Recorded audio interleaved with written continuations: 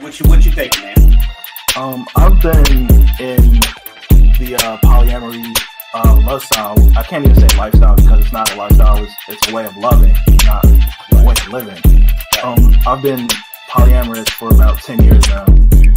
And the mindset for me is mentally, I think I've been polyamorous longer than actually practicing it because I've always felt that this monogamy just doesn't fit for me.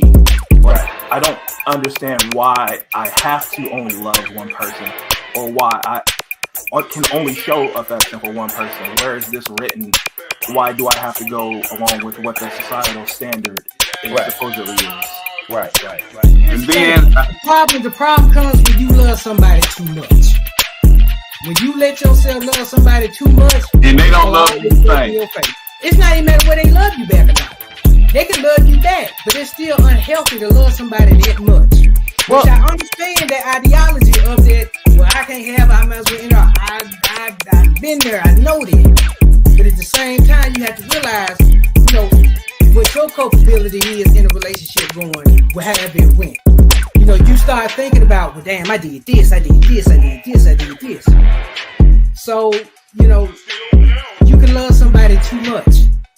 And then, see, this complicates things for us men because we already have a hard time forming those emotional attachments. You already told, don't do that. The missing link to that goes back to a time before we were even thought. Why doesn't my father like is that a protection for me? Right. Or is that the way he was raised? Or maybe somebody hugged him one day, a man hugged him. I'm not saying this is what happened, but I'm just saying we got but there are things that could have happened that absolutely that caused him to be the way he is. Made him feel weird, needed. Right. So the things that we think are sometimes a rejection or a lack may have been a protection. And most of the time they are. Like absolutely. So if we don't understand that, all we know is a rejection. You see, what I understand with my father. Men were going to jail, killing each other, and then now we got bisexual, then we got gays, now we got transgender. So with all of that going on, the purpose of that was removing the black man, the black male from the household. Okay?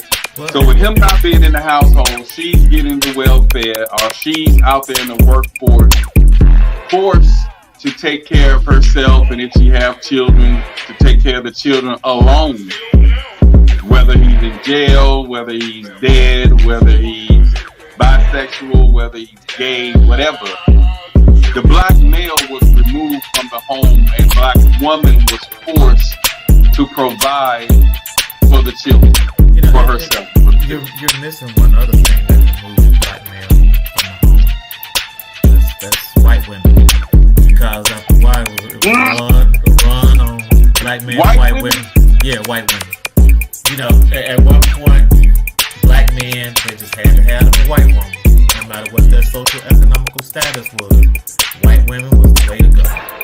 And so that pulled up.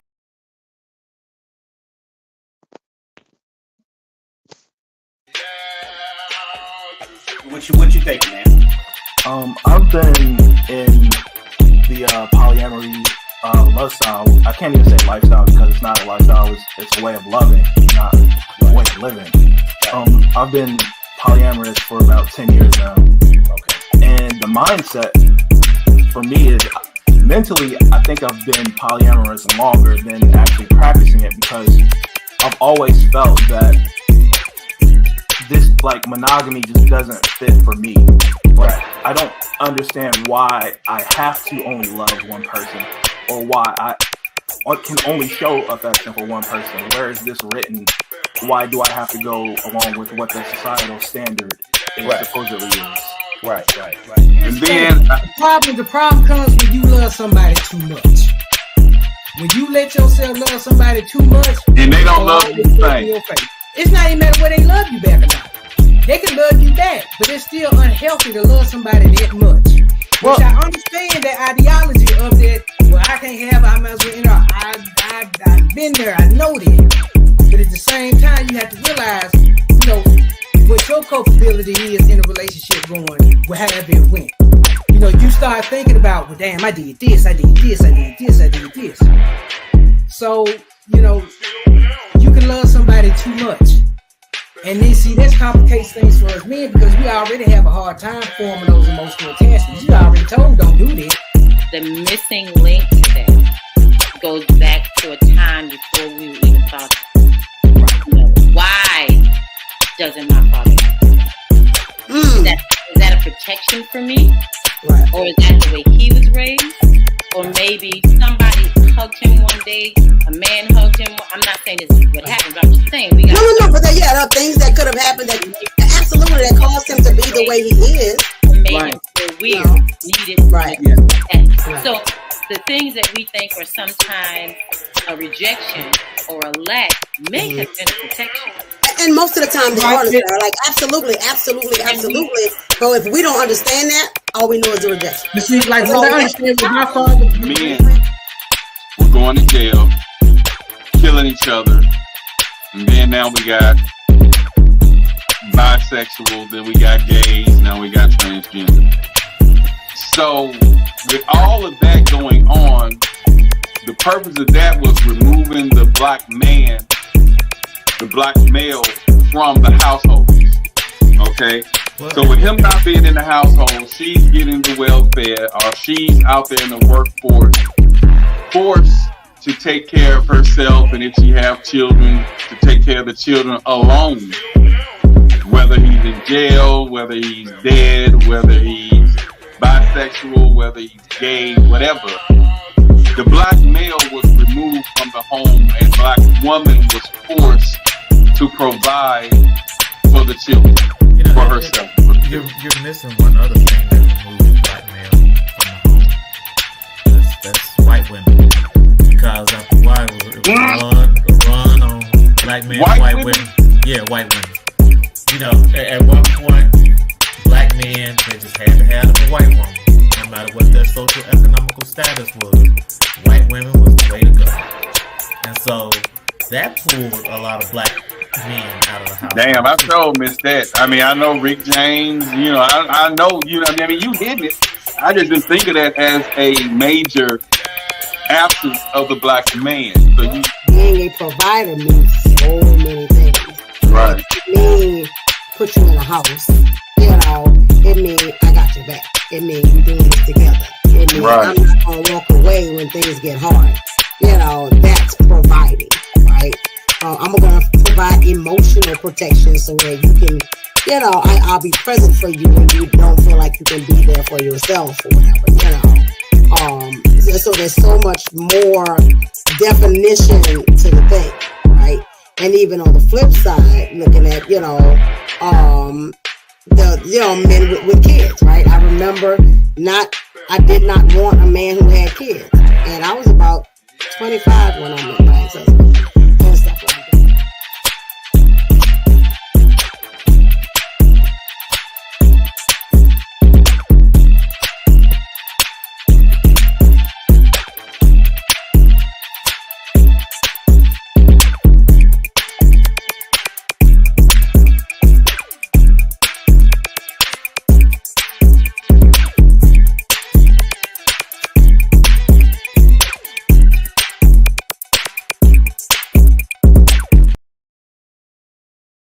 Yo, what's happening with you?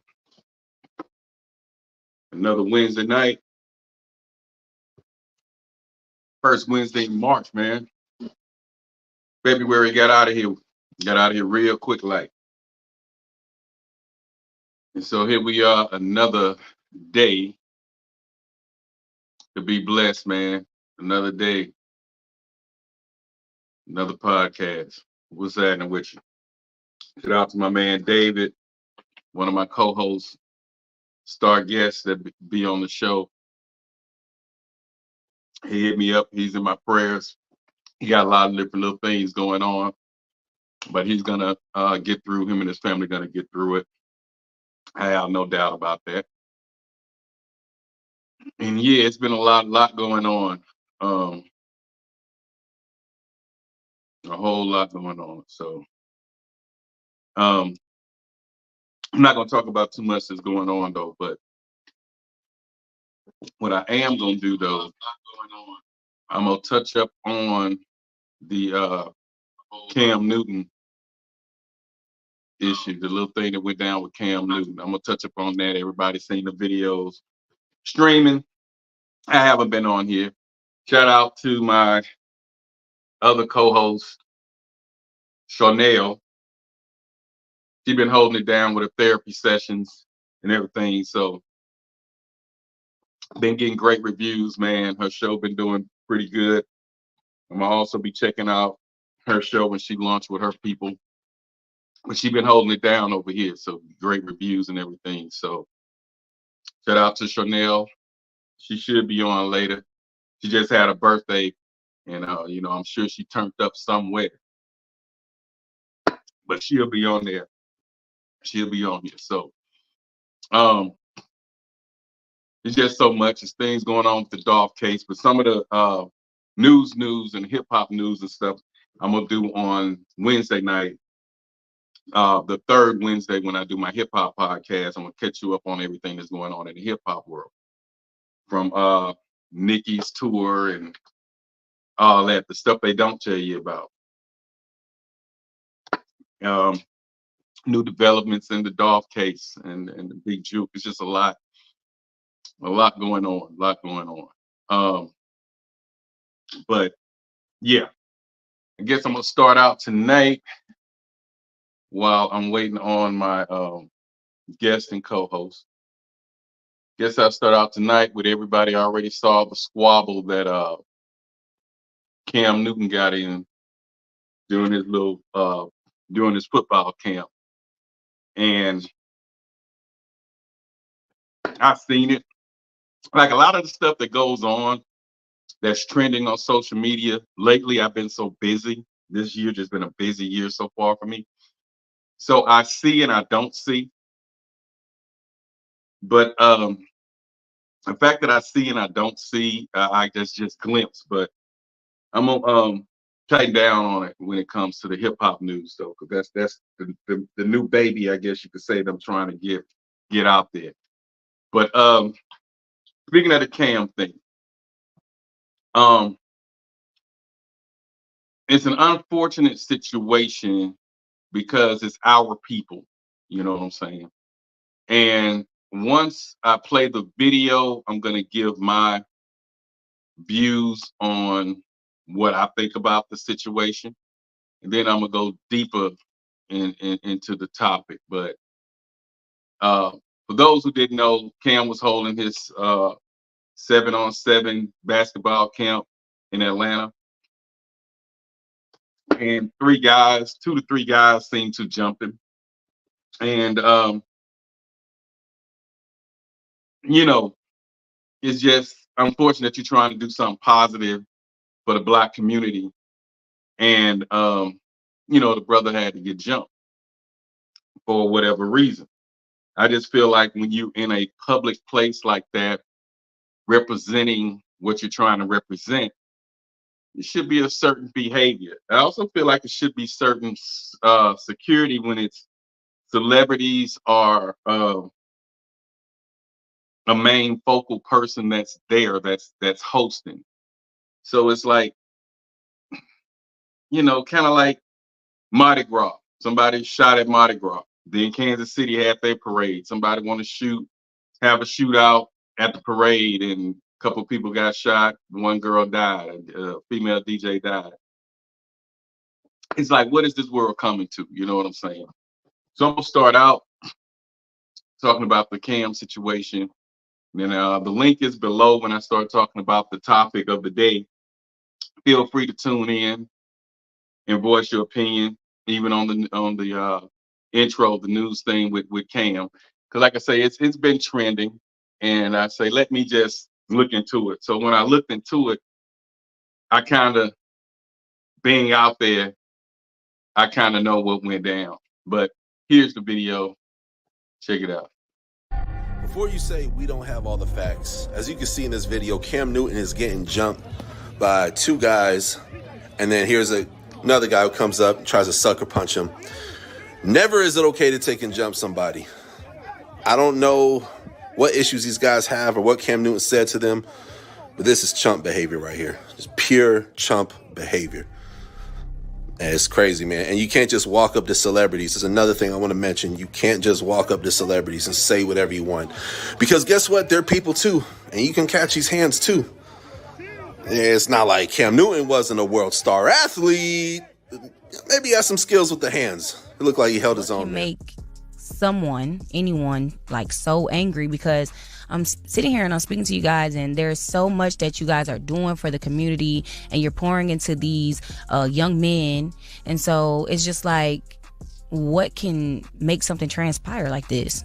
First and foremost, like what I want to do, I want to apologize to everybody that was out there and to the parents of not just our team, but everybody that was affected by it. That should have never happened. Like, we should have been able to sit down and talk. Like, there's no reason we should be yelling at each other while a game going on. Like, ain't none of that necessary. So Cam has an organization. It's not just one team. He has an organization. So it's just been a lot of trash talk, from, what I'm saying, hit more so his side, just out of nowhere, just talking crazy to us for no reason. It's like, it's not nothing new. Like, I've been around bro for 5 years. So like, this typical Cam Newton behavior. But Steph, you was right there. Yeah, so they you was listening to the whole thing, so you heard him and you walked up. So Steph walk up there, and as I'm walking up to Steph, Cam is in Steph's face. I made y'all responsible for everything y'all do, whatever. Then he grabbed Steph. So me being my little brother, and I'm walking up a flight of steps, and I see a 6'6" guy grabbing my brother. And that's the footage that everybody That's sees. what everybody's seeing. Okay, so that was the first altercation where everybody saw. Nothing else right ever there. happened. Nothing else ever happened. Nobody's seeing like how he was talking crazy for the past 2 days. Like nobody's seen that. There's no excuse. It's really not, because it could have been a melee. More violence could have stemmed from that. Yeah, anything. And it's just not called for. And on top of that, it's echoing something that's been permeating for years. Black people. Why I got to be at a black event? You know what I'm saying? And I could easily say, damn, like, I can play the victim, and I'm not going to do that. I'm going to hold myself to that same standard, bro, to say, like, look, everywhere that I go, people talk. People say, yo, why you didn't jump on the fumble? Hey, yo, Von Miller, your daddy. Hey, yo, like, Mac Jones took your job. Hey, yo, Brock Purdy is better than you. Hey, yo, like, you a free agent. That's normal. I'm used to playing in front of 100,000 people. And millions watching. And I let one person dictate how I feel? No, I can't do that. But I did that day. My girl. When she talked to me, it's like, baby, I'm glad you're safe first. But are you looking at it through the lens of, what if one of your hands was free? What if you did punch him? What if you did throw him over the balcony? What if they would have broke your jaw? What if they would have knocked you in a coma?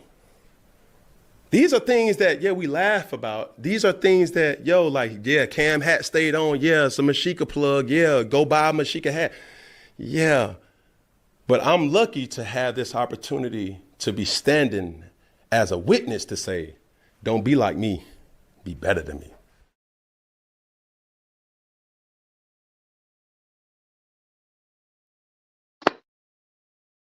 And when I watched the whole video and the altercation unfold, I started thinking about, okay, nowhere am I on a plane that Cam is on, but being a big fish in a small town, I ran a youth program, #1 DJ in the city, through the biggest parties. And a lot of the teens and the youth attended a lot of the events that I've thrown. 700,000 of people would come out and have fun. The parents used to use my events as discipline rods for the children. If you don't do good in school, you're not going to DJ Black's party.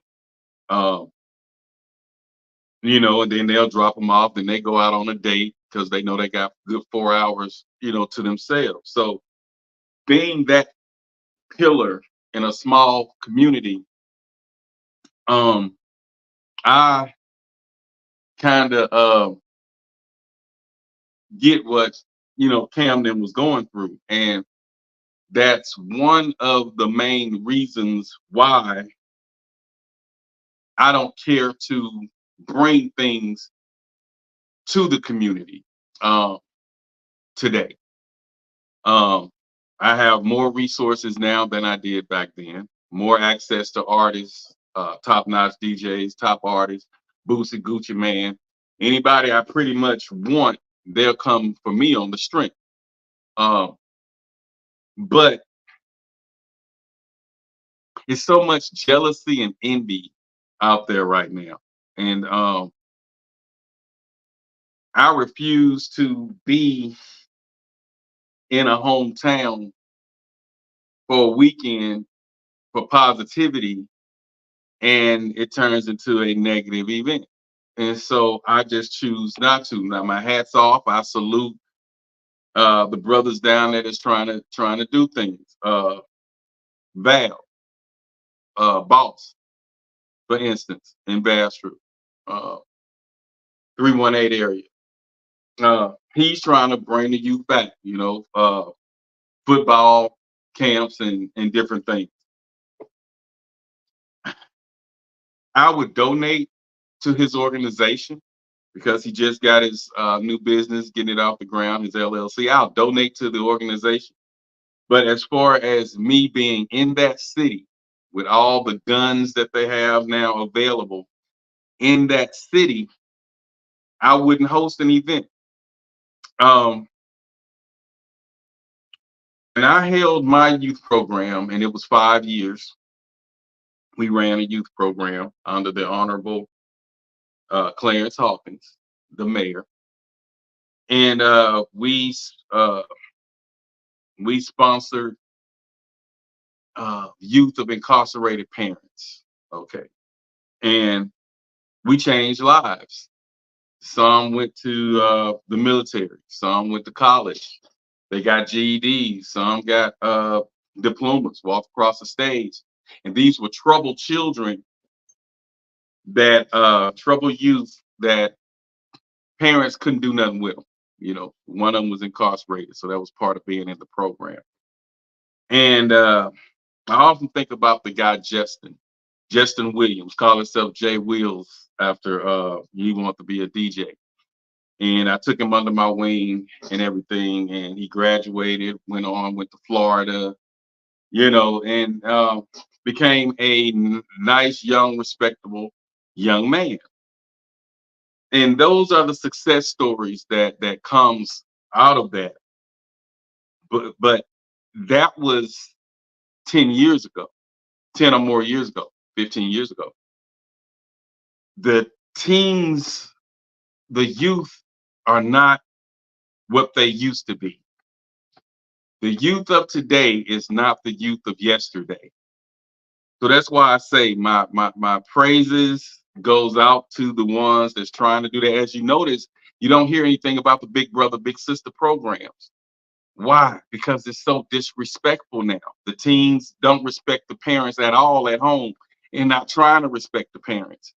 And so when you have these events, and I watched Cam Newton's event unfold, that the video that went viral, it's some haters.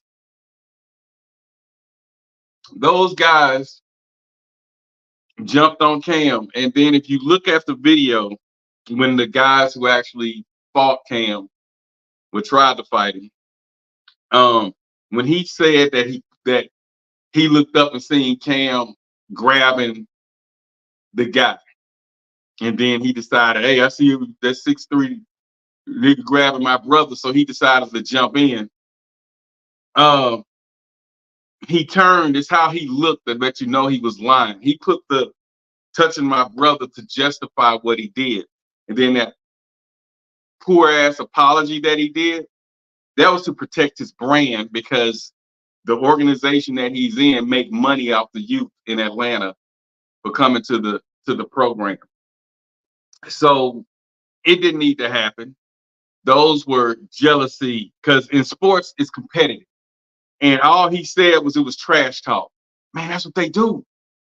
People who play sports, no, that's what they do. Don't get on the court if you ain't about to get, you know what I'm saying? All of them do that. Jordan, LeBron, Kobe did it. That's just what they do. It's trash talk. We do that on Facebook on game day. All day we do that. That's what sports is about. That's the excitement of sports. You know, and so he's saying that Cam was saying, I made y'all and y'all wouldn't be this, y'all wouldn't be that. If you know it ain't true, what's the deal? Everybody was grown. These are grown ass men getting upset because of what Cam said about, if it weren't for me, it wouldn't be no y'all. Okay, if he lied, then prove him wrong. Like Jay-Z said, if you made Hov, then make another Hov. You know what I'm saying? So it's like, I didn't get that. And that was just a poor, he's trying to protect his brand by doing that weak ass apology. It wasn't necessary. And then he jumped up there. You see Cam handle him. He had one the headlock and he, working the other hand, blocked the guy tried to sucker punch him. So they actually got handled, and it took 3 guys to handle one Cam. And then the guy tried to talk like he couldn't beat me or whatever. But I just want y'all to look at the guy's face when he lying like Cam put his hands on the guy first. Cam too professional, but people. Before you say we don't have all the facts, as you can see in this video, Cam Newton is getting jumped by 2 guys, and then here's another guy who comes up and tries to sucker punch him. Never is it okay to take and jump somebody. I don't know what issues these guys have or what Cam Newton said to them, but this is chump behavior right here. Just pure chump behavior. And it's crazy, man. And you can't just walk up to celebrities. There's another thing I want to mention. You can't just walk up to celebrities and say whatever you want. Because guess what? They're people too. And you can catch these hands too. It's not like Cam Newton wasn't a world star athlete. Maybe he has some skills with the hands. It looked like he held his own. Make anyone like so angry, because I'm sitting here and I'm speaking to you guys, and there's so much that you guys are doing for the community, and you're pouring into these young men, and so it's just like, what can make something transpire like this? First and foremost, like what I want to do, I want to apologize to everybody that was out there, and to the parents of not just our team, but everybody that was affected by it. That should have never happened. Like, we should have been able to sit down and talk. Like, there's no reason we should be yelling at each other while a game going on. Like, ain't none of that necessary. So Cam has an organization. It's not just one team. He has an organization. So it's just been a lot of trash talk, from, what I'm saying, hit more so his side, just out of nowhere, just talking crazy to us for no reason. It's like, it's not nothing new. Like, I've been around bro for 5 years. So like, this typical Cam Newton behavior. But Steph, you was right there. Yeah, so they you was listening to the whole thing, so you heard him and you walked up. Steph walk up there. Okay. And as I'm walking up to Steph, Cam is in Steph's face. I made y'all responsible for everything y'all do, whatever.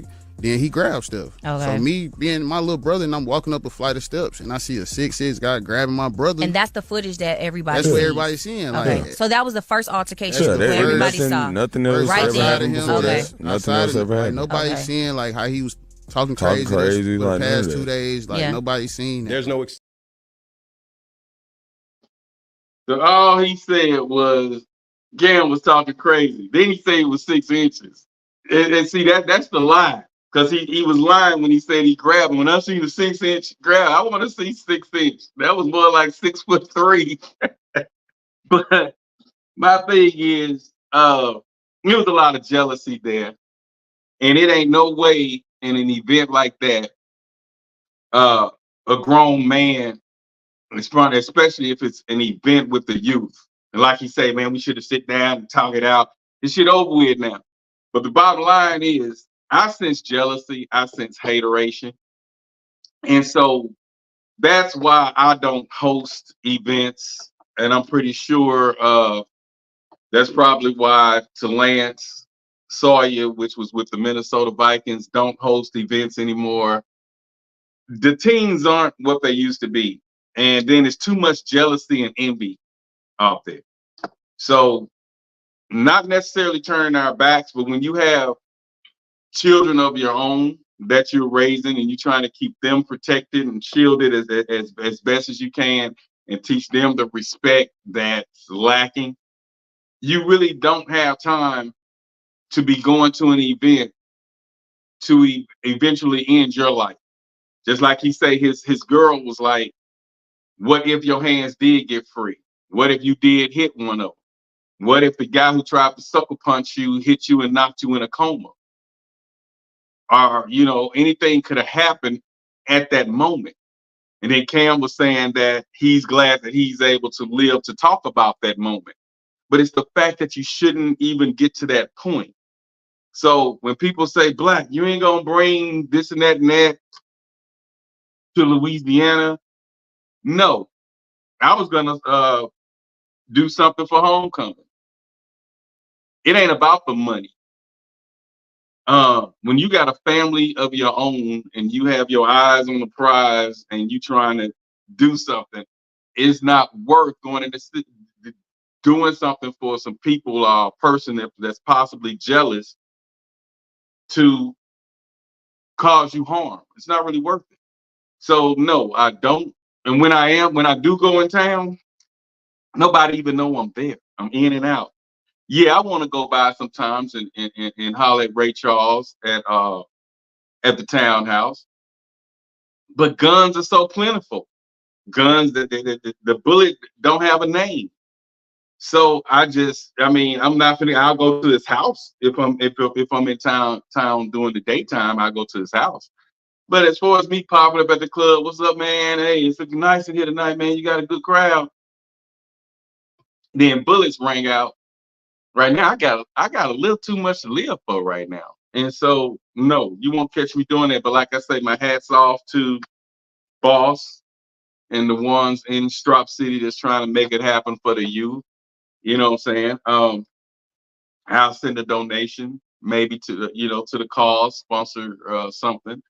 But I doubt that I will ever, until they get the guns under control, because right now down there, it's too many teens killing each other. It's just a misery, jealousy, envy. It's just too much going on. So that's my thoughts on the Cam thing. I feel like it was an act of jealousy because we all talk trash, man. If you tune in football season, look at everybody's posts and how we capping and clowning and people get mad, but it's a competitive anger, I guess you should say, because we ain't trying to kill each other. We ain't trying to fight. And Cam was just saying, so the fact that brothers got so mad that they wanted to fight, usually Cam was telling the truth. He may be responsible. I might have been like, yeah, you're responsible, but I'm getting paid. You know what I'm saying? It's like when you get to a certain level in your life, especially when you're grown, when you're 30 plus, 35 plus, it ain't no you got mad and you put your hands on, what man put their hands on another man swinging? When I seen him put my hands on my brother, he wouldn't even let the brother talk. He just bust in and said that, and that's to give justification to what he did. You know what I'm saying? For them swinging. But the brother was mostly saying that, and which was the one on the bottom who supposedly Cam grabbed. The brother ain't said nothing about being grabbed.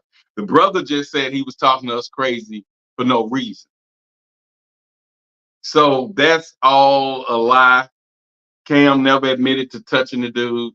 So that's just a lie. So I just feel like it wasn't justifiable and it's some jealousy. And he been hating.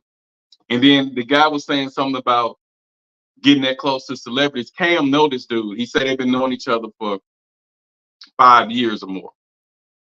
And then he said that was just typical Cam Newton. So if that's typical Cam Newton, is Black just being typical Black? Because I'm talking about people. I'm stating facts. I'm capping, and that's typical Black. Why you gotta swing?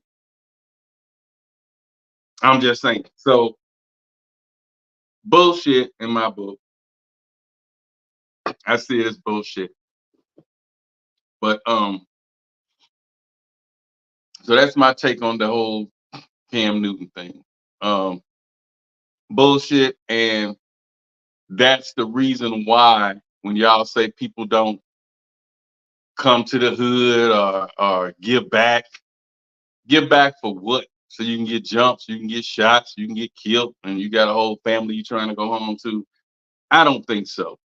But the ones that's down there, y'all, you know who and what to put in place to make your event a successful event.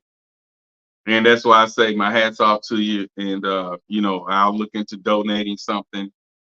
You know what I'm saying? Gatorades, pizza, you know, something like that. But as far as me actually being there hosting an event or a dance or something or something for the teens or the youth, I doubt I'll ever do that.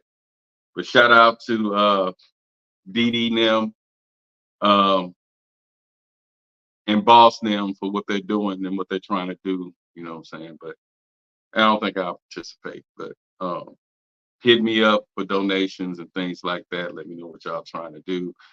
And I'll let you know what I can do. And if it's an event I'm interested in, you know, I'll let you know. And if I pop up, I'm in and out. If it's in the daytime. But you know, it's like it's too many guns, you know, around there right now. The city is not what it used to be. But that's my take on that. All right. A few weeks ago, I got an inbox. I woke up to an inbox with somebody sending me a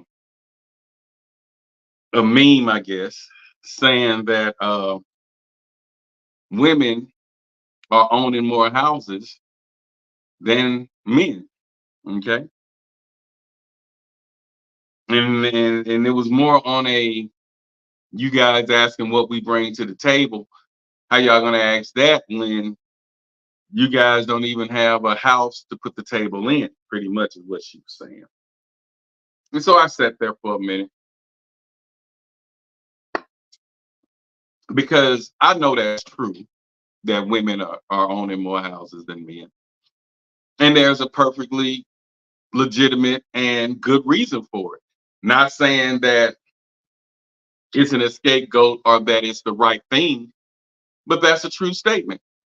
Women are owning more homes than the single men. Single women are owning those homes. Then we have people saying the guys jumping in there, you know, it created a big text war. And I read a few of them. You know, all of them you're gonna get a hater on there talking crap. Oh, ain't nobody gonna watch that. That's just light out. So you're gonna get your hater. And if you don't have haters, baby, you ain't doing something. So I invite all the haters, you know what I'm saying? But that's nothing new. Then someone said that, well, women are on Section 8, but Section 8, regular Section 8 don't get you into home ownership. So first and foremost, I like to say for the record that statement, this post, that single women are owning more homes than single men, that is absolutely true. That is absolutely true. And as debating whether it's true or not, it's not up for debate because that is a true statement and it is what it is. But now let's dig into, I'm gonna dig into the street and I'm gonna dig into the logical reason why that's true. Okay. Single men, and I'm going off of my family, my brothers,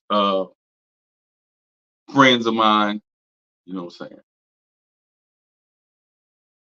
when you're a single man, I call them swinging dicks. Okay, that means you're not married, you're not in a relationship, you're not in a committed relationship. If you have kids, they're not in your possession. So most men that are single, 25 and up, that's single, they not thinking about owning a house. They're not thinking about owning a house. That man's gonna get him a nice condo. He's gonna get him some nice clothes. He's gonna have him a nice townhouse. You know, he's gonna have him something nice. Now he may own homes that he's renting out to people. He may have a Airbnb. But as far as a home, he's not interested in majority of them. Are not interested in home ownership because they're single. Home ownership for the majority of the black males is if you have a wife, you know what I'm saying, or a significant other, and they're raising a family. Then that man looks into purchasing a home, a house, and then they come in it and make it a home. But just still stay with their mom. On the strength, the single black male, they just not jumping up looking for home. Okay, that's one. Okay. And another reason that the black male are not owning, the black men aren't owning homes is it's not the financial. It has nothing to do with financial. And the reason the women are owning the homes, it has nothing to do with because they own Section 8. That has nothing to do with it. But a man's first priority when he's single is the same reason, just like it's more educated black women. Okay, women are going to school. There's more educated black women out there because that the majority of men, especially Generation X, you know, those men are really nurtured back in the day because the fathers and grandfathers had more hands-on. Their main thing is to get out here, get a job, find a wife, get a house, you know, provide. That was their job. Austin and I, very few of them went to college. Okay, some went, but they dropped out. The women that went, many of our class graduated from college, but a lot of the men went, if a semester, if they did, but the majority of them got jobs. They started working at the mill. You know what I'm saying? Their priorities wasn't let's go to school, let's get educated, let's get in this workforce, let's get this corporate job, let's get this house, let's get this family. A lot of them, they didn't go that route. They chose to make money instantly because they saw what their fathers, grandfathers, and great-grandfathers were doing. So when they got out of school, that man who was reared to provide wasn't thinking about college. Man, them guys went to work. And when I tell you they worked hard and they retired right now. A lot of them retired at 35, 40 years old when they jumped in the workforce at 18 years old. Them jokers are retired. But us who went to school, we ain't retired yet. But we did the 4 years, we did the 6 years or whatever, and we in our job, we making the money. But the ones who went straight to that mill at 18 years old, 17, 18 years old, them jokers kick back. Look at Thaxton. Them brothers sitting back, traveling and enjoying life because and he don't own a home. They don't own, you know, that wasn't on a man's mind. Now, that black woman, because of the pressure, just being a black woman alone and wanting to feel like she belongs, that woman carried herself different. Look at Lanny. They go to college, they're going to graduate in the top 10, top 20, top 50 of that college class. You understand me? Then they're going to go back. They're going to get that bachelor's. They're going to get that master's. They're going to get that doctorate because that's their pride. They saw what their mother couldn't accomplish. They saw what the grandma couldn't accomplish. So they had that motivation to go out there. I'm going to get this college degree. I'm going to get this good paying job. I'm going to own this house. That's their plan. Majority of the black men from that time was saying, when I graduate high school, I'm going to get this good paying job. And then I'm going to find me a woman. Then I'm going to get a house. We're going to get married and we're going to get a house together. So it was more of a family unit because that's what majority of Generation X saw growing up was still the family unit. Generation X kind of killed the family unit, but they grew up watching the family unit, and that's the grandmas and granddad and mom and daddy and the struggles that they went through. So yes, women are owning more houses than the single black man. That's true, and it's growing, okay? Black women are also more educated than the average black male because they're staying in school, they're graduating, they getting those doctors. Black women are also more employed than the average black male. And all of this is tested over and over again, over and over again. It's no secret. It is what it is. Now, if that male, okay, we talked a lot about the male who sits at home, especially the new millennials and under. They sit at home, they play the video games, they move it in with the women that's on Section 8. They don't have that desire, that drive to get out there and make something out themselves, be somebody per se. You know, we grew up, got to get up, get out, and do something. Don't let your whole life pass by. Don't sit around getting high. And that's just what this new generation doing. They're not getting out, get something. They letting life pass by and they getting high. And they're not looking at the future. They making all these babies. And see, that woman that has those children or that child, of course she's gonna make sure if she's educated, let me get this house because when I leave, I'm leaving something to my baby. Or when I leave here, I'm leaving a legacy for my children. That's what her mind is. And women mature faster than men. That's been proven too. So I wasn't surprised when that hit, but I like, and I didn't reply because I said I'm gonna wait and bring this to the platform when I got my team in here. And I want everybody to, them to voice their opinions. But yeah, it's true. And it's a perfectly legitimate reason why. Majority, especially now, the black men are not as determined and they're not into buying homes. I mean, Austin and my brother are the main two that I watch with the single movement. Mm-hmm. They got nice cars and nice apartments, condos, townhouses. And when you see them, they bow. They look like they bow. You know what I'm saying? Because their money is not going into a mortgage. Their money is not going into home ownership. So they took their money. They like, hey, I got me a nice place to stay. You walk in there, his furniture made that couch you sitting on, the couch alone might cost $2,000. You know what I'm saying? Then he got this fancy little table and all that in his little what he called his study and all that crap. So it's nice though. It's nice. His interest wasn't on that. But when he married and he gets a wife, now he's like, we are looking for a home. So majority of the black men, you're gonna see them in them nice vehicles. Chanel be in New Orleans, Chanel in the Triple D. She see them nice Cadillacs, them nice Benz and vehicles of these single men riding around. But when if she was happen to be going in the same direction, she see him pull up in an apartment complex. But he has a nice vehicle.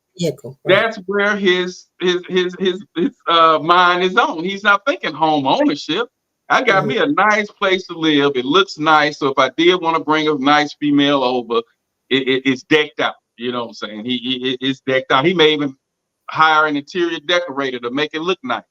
But black men single black men, majority of them mind, unless they have children and their mindset is on this going to be for little Jason, this is going to be for big Jason, this is going to be for John. If they not on that, and men don't start thinking like that till they like 55.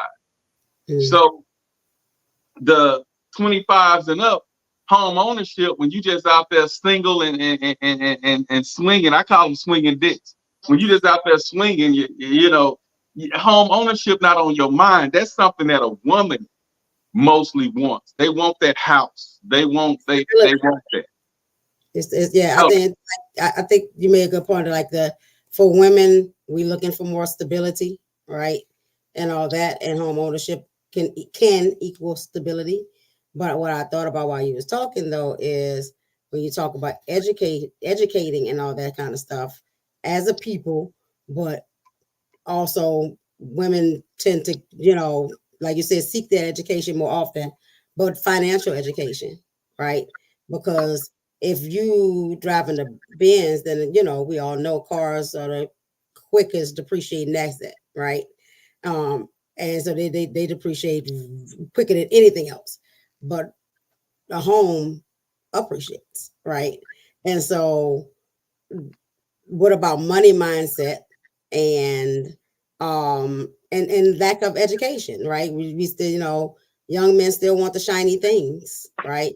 And they don't see the home as, they don't see the stability of a home, you know, as something shiny, you know, that you know, that home, it look like a lot of work. It look like a lot of work, what it look like, right? And stuff like that. And don't see the value in property ownership and stuff like that, right? And a lot of us as a people still don't understand the value of property ownership, right?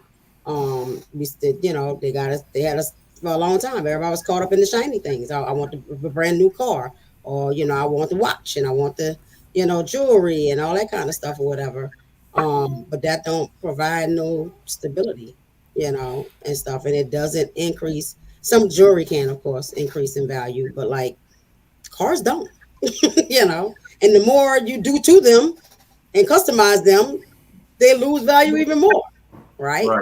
And stuff like that. So I think a lot of it is also a money mindset. And I can't determine why, you know, women are even with the money mindset that women are more, and like you said, maybe it's because of the kids, maybe, you know, we just looking at things differently and we're looking for that stable space and that stable place. So we're finding out about, you know, how money works.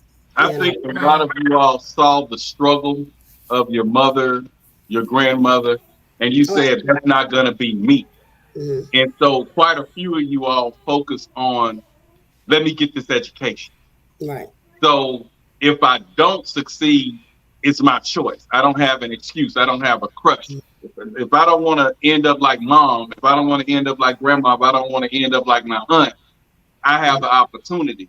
And like Yolanda Brown, teach and preach that to us though, right? You know, you better get your education. Can't nobody take your education away from you. You know, they can't take their education. And I often look at Yolanda Brown, Laney, the girl that came on here, classmate that came on here a while back. That was her motivation. She knew she wanted something out of life that was different from her mom and the people who helped raise her. So her mind, no matter, and she used to hang around us, but peer pressure, we never could peer pressure her. She would hang out. She would do what she do. When it was time for her to go home, she left. If she didn't want to drink, she didn't drink. She was just more of, okay, y'all gonna do that, but don't y'all get in no trouble. I'm gonna go home. And we looking like, okay, lady, you ain't gonna kick it with us. And she was the main one we wanted to kick with. But her mind was set. Went to college, graduated, got a doctorate, started speaking all over the country. And that's what she do. Nice home in Dallas. Recently got married a few years ago. And she doing her thing, you know, and you know, I'm proud of her. So I look back at where she came from and what she didn't want to be. Similar to Austin, where he came from, he determined not to be that, and that's why he put all his focus on education. He invested in his education because he didn't want to become what he came from. And so I respect that, you know. Man, you know, unfortunately, some of us dudes, I knew 5 dudes that went in and bought I think it was a Jaguar or something. And they all stayed in a 2-bedroom apartment. All bills paid. All bills paid apartment. But you got a brand new Jaguar sitting over there. And I hate Jaguars anyway, but anyway. I used to like Jags. I'm not crazy about them no more.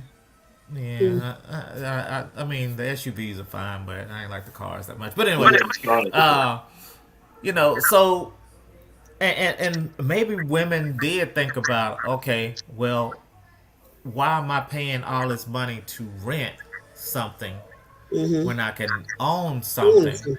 Right. But then some people didn't take under consideration the maintenance of the home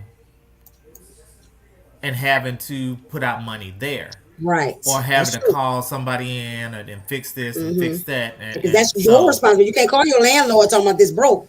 Right. You can't call a maintenance man. So, you know.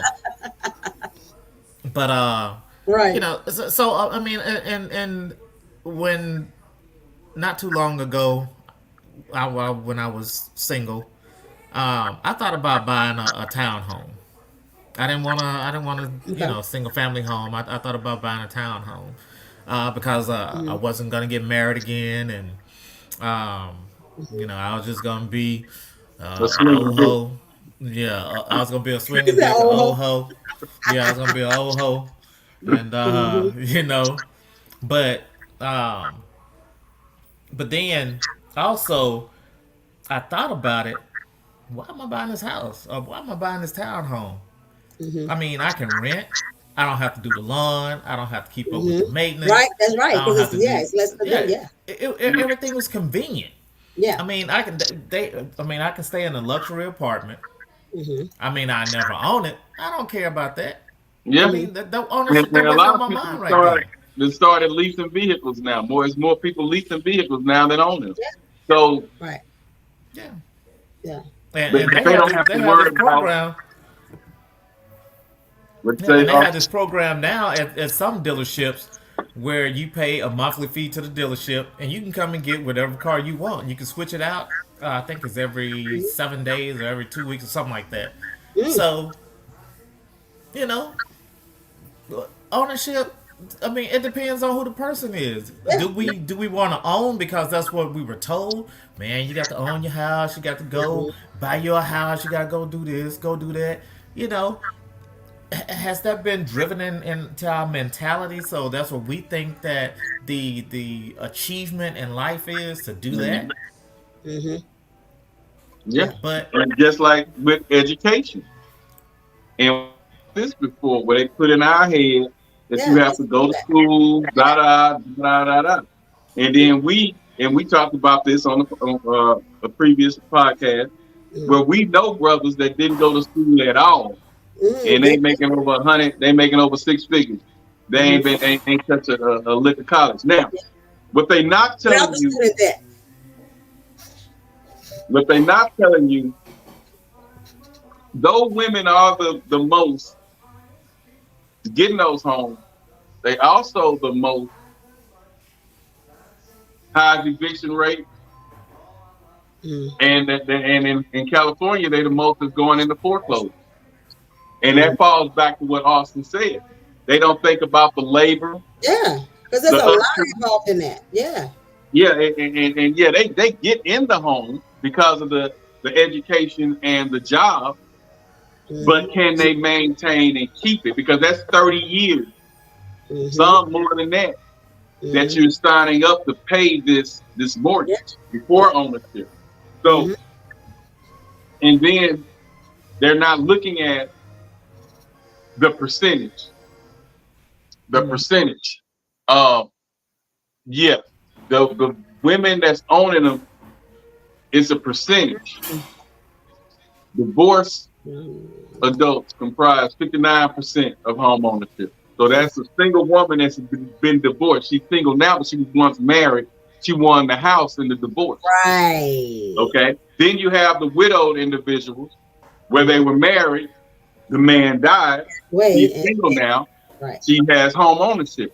Mm-hmm. But married adults contribute to the highest share of ownership. Yeah. And that's at 80%. Yeah. So which makes sense. They start out as a couple. So that number that we're saying that single women own the most, it's a reason why they became single. You know what I'm saying? Between divorce and the spouse dying. But majority of them got in that home that's making up that number when they were a unit with their spouse. Yeah. And but there are a lot though. I was reading an article a bit ago that they said like after the pandemic and all that you know, like women got on that train to home ownership like that. I mean, there's so many programs out there now. Yeah. And men can get on these programs too. They're just too busy, I guess, working or feel like they don't want a handout per se. I don't know. But just like a guy was saying, and I had to correct him, that men can't get on Section 8. Yeah, they can. Yes, they can. If you have I know if you have a child and you're low income, you can get Section 8 just like that woman across the street. Absolutely. Absolutely. And they have housing programs. Okay, but you have to qualify. So one of them was saying, oh, because they on Section 8. If you don't have enough money on Section 8, you do not qualify for the housing program that is called the Dream House or some Dream program. You have to make at least $14,000 a year. And it has to be earned money. You just ain't looking at a Social Security check for one of your kids, an SSI check for a kid and stuff. You got to be $14,000 a year. Yeah, it's the lowest that you could make, and then you can get into their dream home to ownership through HUD and FHA. So it's ways, and men can qualify, but it's just that majority of our black men are not going to read, not going to seek the avenues to get the information to get on these housing programs. They're just going to say, hey, I just don't care about owning a home. You know, they're going to keep going back and forth to mom, living with different women. And that's just what this society has become to. And that's, it's a sad thing, but it's real. They just don't have that desire. Whereas that black woman, she don't like answering to the black man, especially now anyway. They want to get out there and get their own. They want their own. And you should want a woman who wants her own. So when you guys get together, she know how to maintain, you know how to maintain, and y'all can maintain. It's less maintenance together. Why should you want a woman that want her own? Because that shows that she's not dependent on you. Just like you said one time before, a woman who tell you her goal in life is to be a trophy wife or to be a stay-at-home mom. That's a turnoff. So if that woman is determined enough to get out there and want to work and provide for herself, when you guys get together, it should be a beautiful thing. If you know how to get up, if you get up here. That's a scary thing because you have a woman that can think for herself and that can be independent. The nerve. And that's what you want, the nerve of her thinking for herself. But yeah, that's what you want. And then you make up your mind whether that's something you want to be with or not. But if you get up here, like I know you did, and like we know how to do, that Ike Turner, you got to get up here. That's not a problem. That's not a problem to us. But a lot of men can't handle that independent woman. A lot of men not cut out for that strong-minded, entail self-willing woman. A lot of them just don't, and that's why they don't. They're afraid to approach them. Oh man, she got a nice car. Oh man, she got a nice house. Oh, she got a good job, and they shy away from it because they don't want to be held accountable to having their part of their thing. Right. Yeah. What they think is, what they feel is that woman has standards, and they know that they may not meet the standards that woman has. Right. So, and she may be able to see through their BS So that right there, that right there, yeah. They rather go for something that's a little bit easier. You know what I'm saying? They rather stay on the bank and just get whatever fish come in instead of going out to the deep water and get the big fish. And get the good fish. Yeah. But they get the big fish in the boat, but you got to go out there and get the big fish. It's intimidation. But what I'm learning also that once those women get 35 and 40, their mindset is different. They look at their around 33. Yeah, they look at their 30-year-old selves and be like, dang, I can't believe I used to do that. I can't believe I didn't take the job. I can't believe I let go of this. And they start seeing evaluating. Yeah, evaluating. They start seeing what they should have did and what they didn't do. You know, and we don't start seeing that until men don't start seeing that. They about 40, 45. They were like, hey, I should have stayed with such and such. I should have kept that job. You know, because men, like I say, especially if you're a hustler, especially if you know how to get that dollar, you ain't thinking about nothing but getting that dollar. That's it. You know, that's it. Yeah. I'm getting this dollar. And a lot of men that got married ended up getting divorced because they were addicted to the dollar. We had a podcast on here where the guy Jeremiah was on here, and he fell victim to, I got to get this money. Love don't pay the bills. Laying up with you and taking trips to Miami and Vegas, not paying the bills. So he kept putting his woman on hold and on hold and on hold. She ended up messing around and they got a divorce.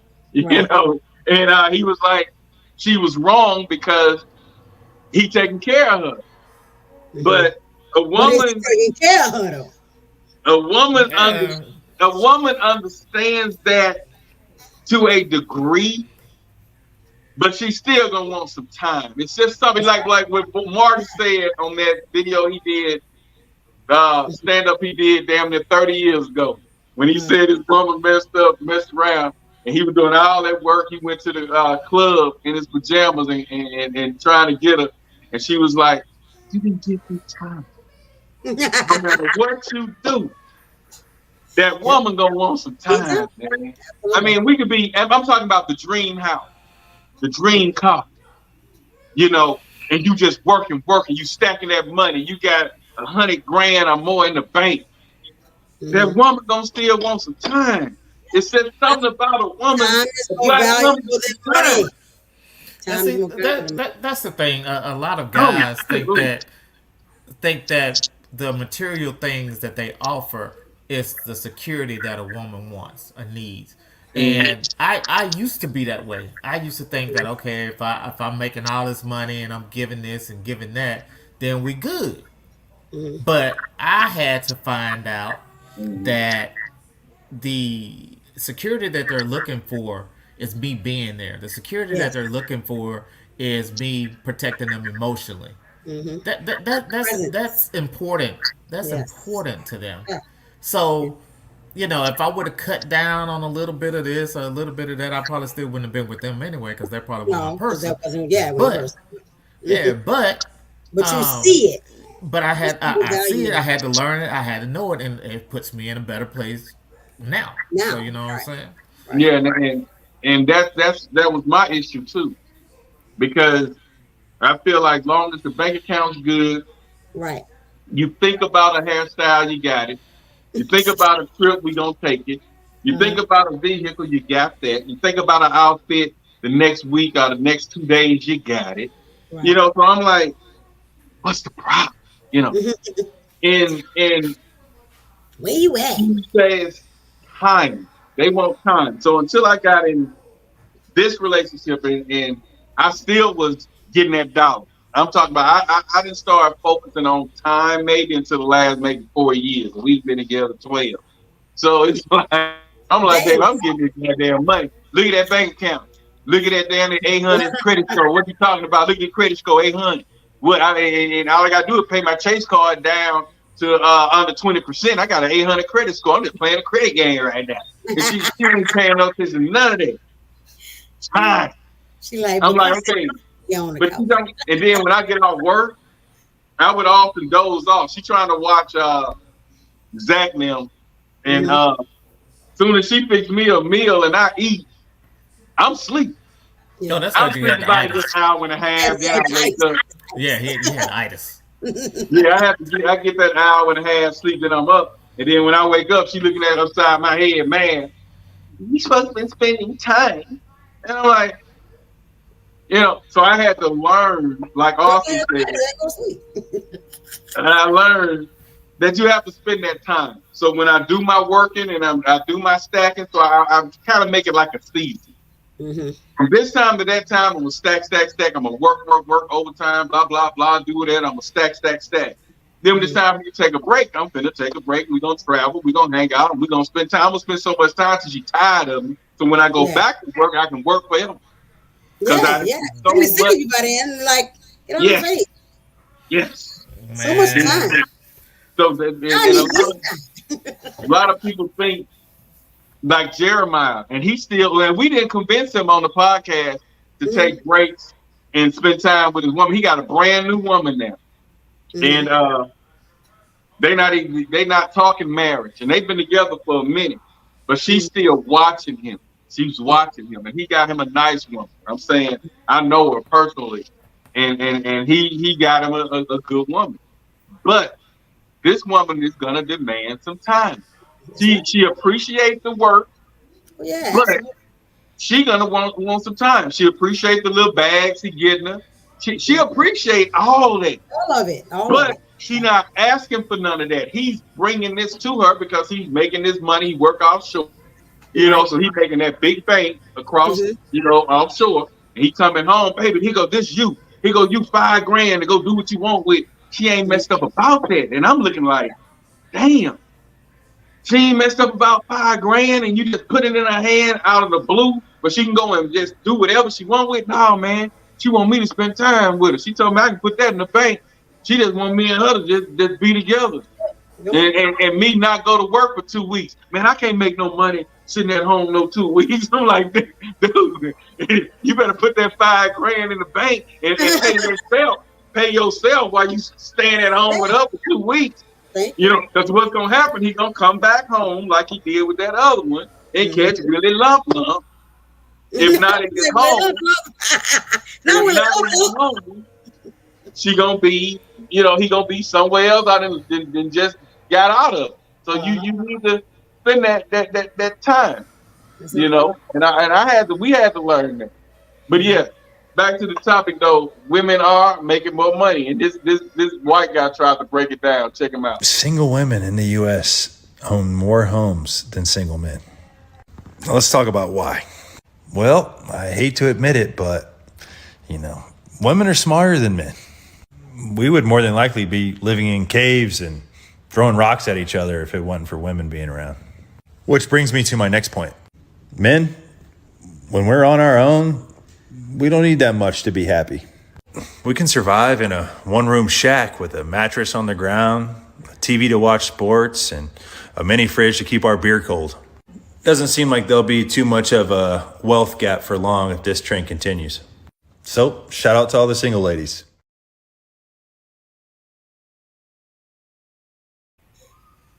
And he wasn't lying. We don't require a lot. Y'all don't require much. We don't require a lot. Like I said, just give me a nice area, a plush mattress. You know what I'm saying? Like Austin said, a luxury apartment, luxury townhouse, and I'm good. You're good. Yep. If I'm single, I'm good, and I get me a 2024 whatever you want, fancy vehicle, yeah, and I get that, and just be comfortable. What I'm owning, you know. So it's true, and I wanted to Google. I ain't gonna lie, man.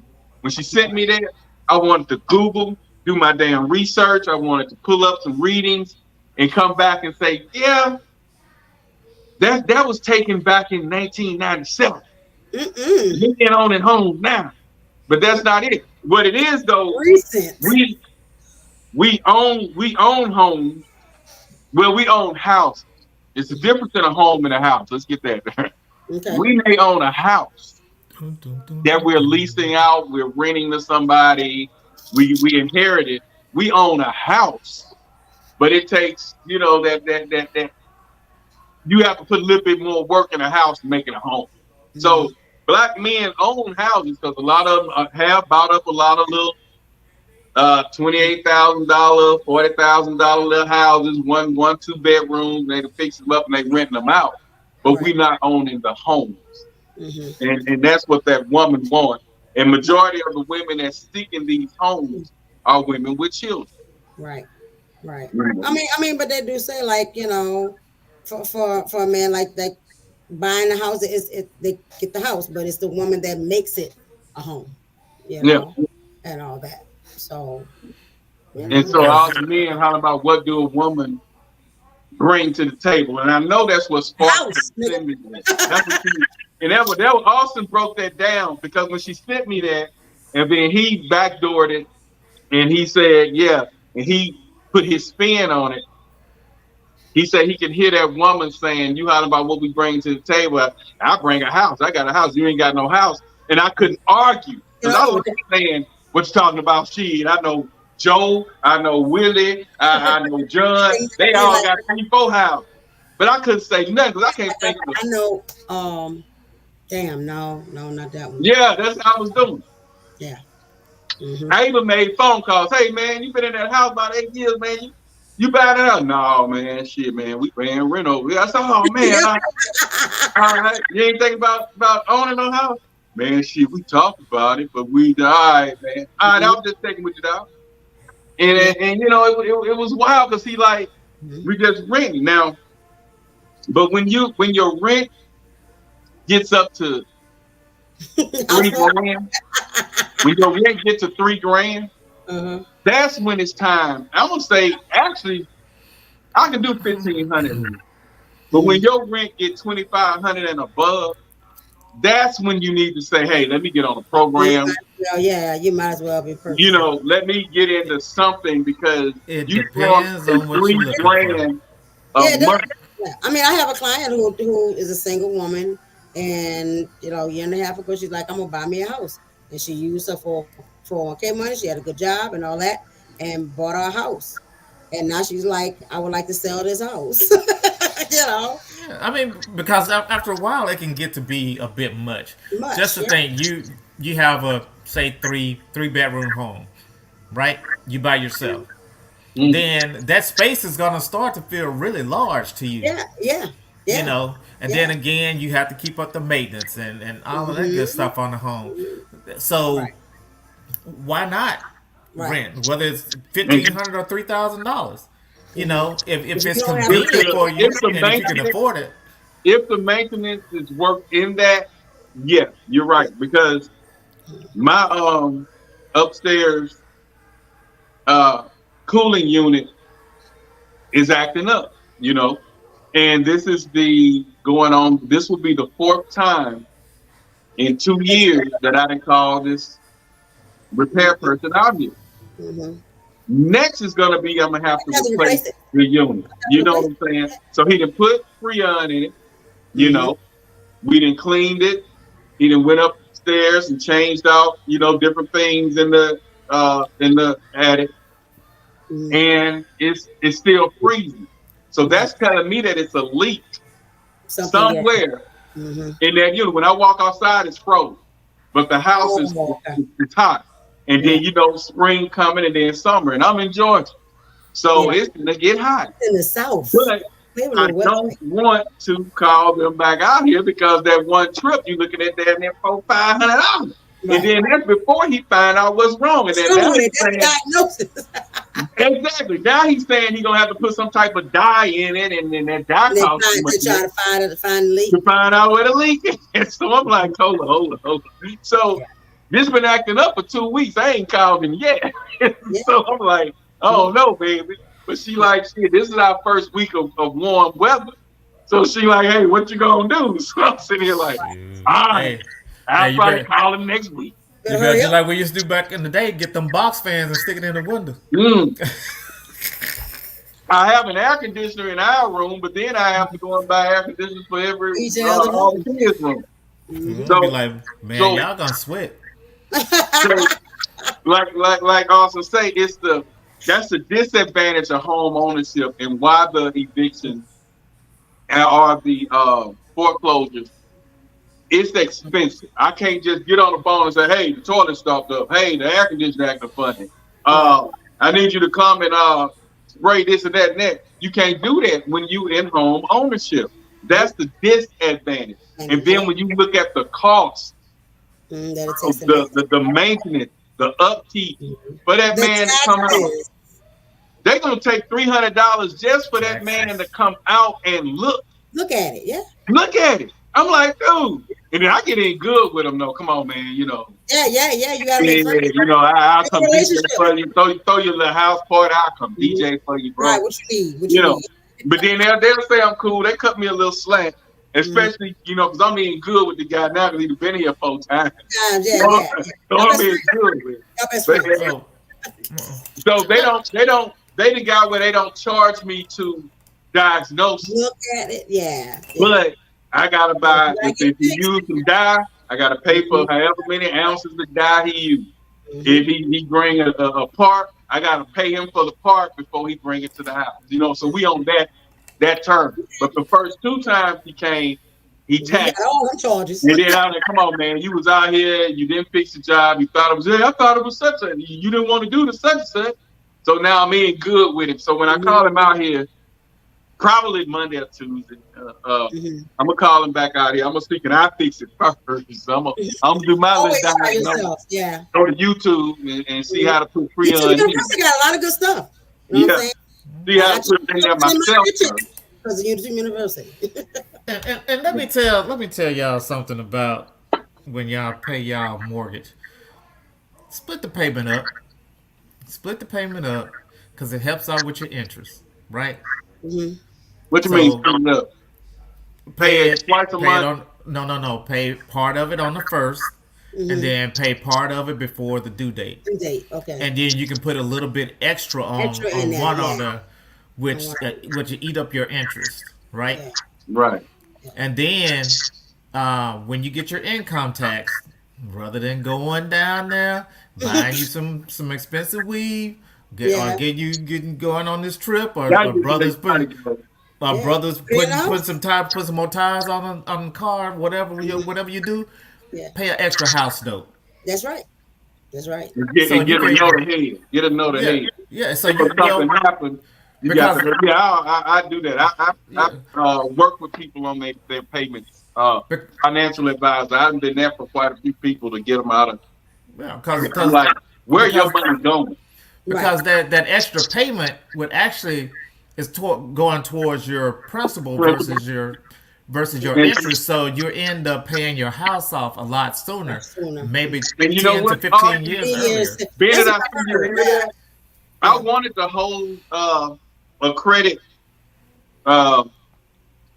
podcast, like seminar type deal on here too, because I'll be helping people fix the credit and because everybody needs that education. They need it, and that's why when I was saying earlier, like I think a lot of our issue, like for a long time, is that we don't know how to do stuff because nobody taught us stuff, right, and all that, and we're learning now financial education. We're learning how to do credit, right, and all that, and how it actually works, and all that. And the sad thing about it, Chanel, how compounding interest works, Before we go into that, Austin, let's give Chanel a happy birthday shout out. I know she turned up wherever she was.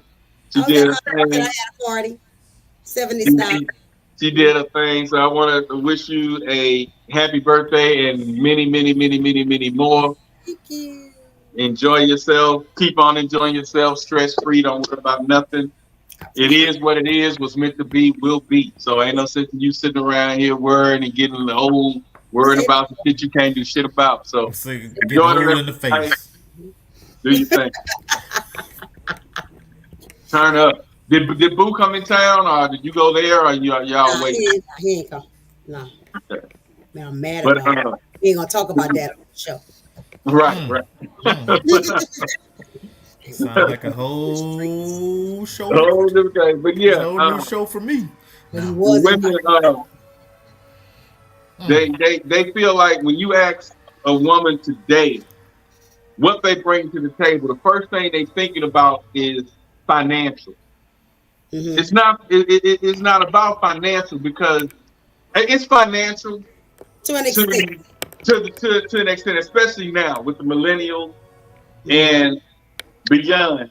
Right. But you know, and the economy we live in, you need the two incomes. Let's just be real. You need both of them.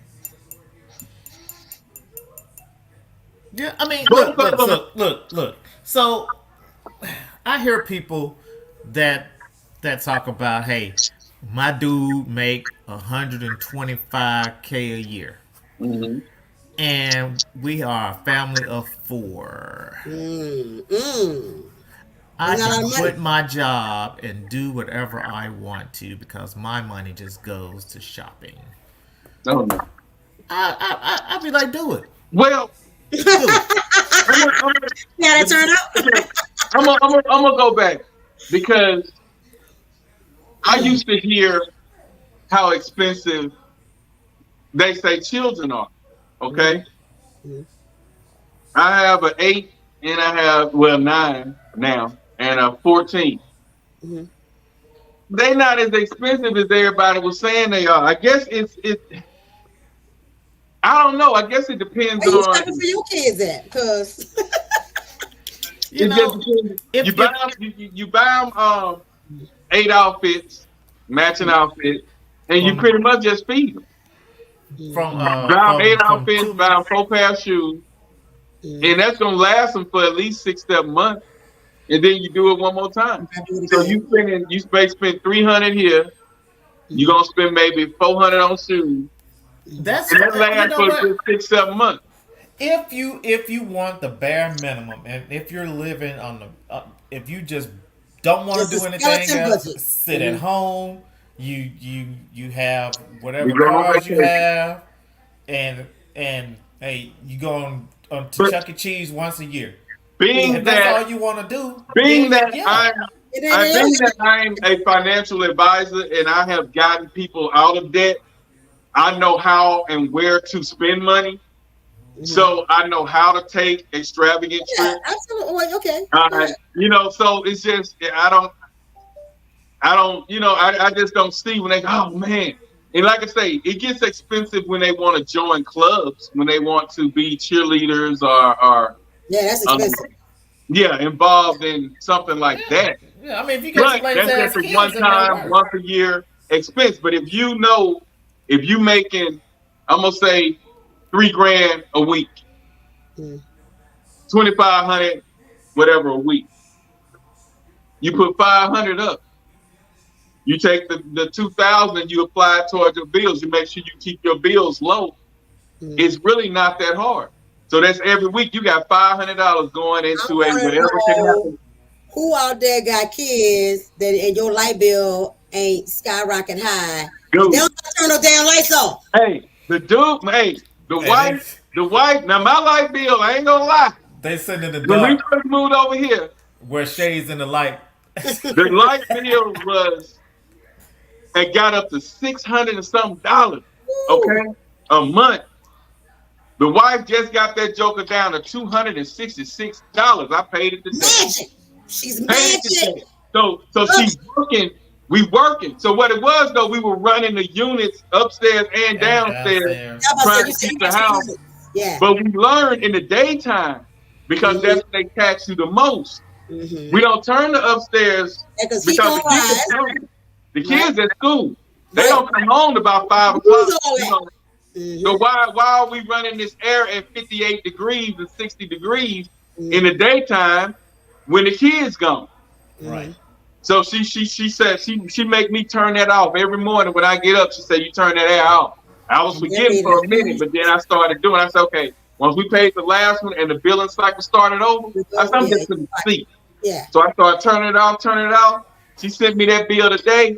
The last bill was $400 or something. She was working out. She said, you see, we getting it down. So after we paid that one, I said, okay, every morning I get up, I I got an app on my phone because I'm not gonna walk over to the app to the unit and turn. I go to the app because I may be at the gym or something. I say, damn, I forgot to turn the thing. So I push the button, turn it off. I've been doing that for over 30 days. She sent me the bill today. It was $266.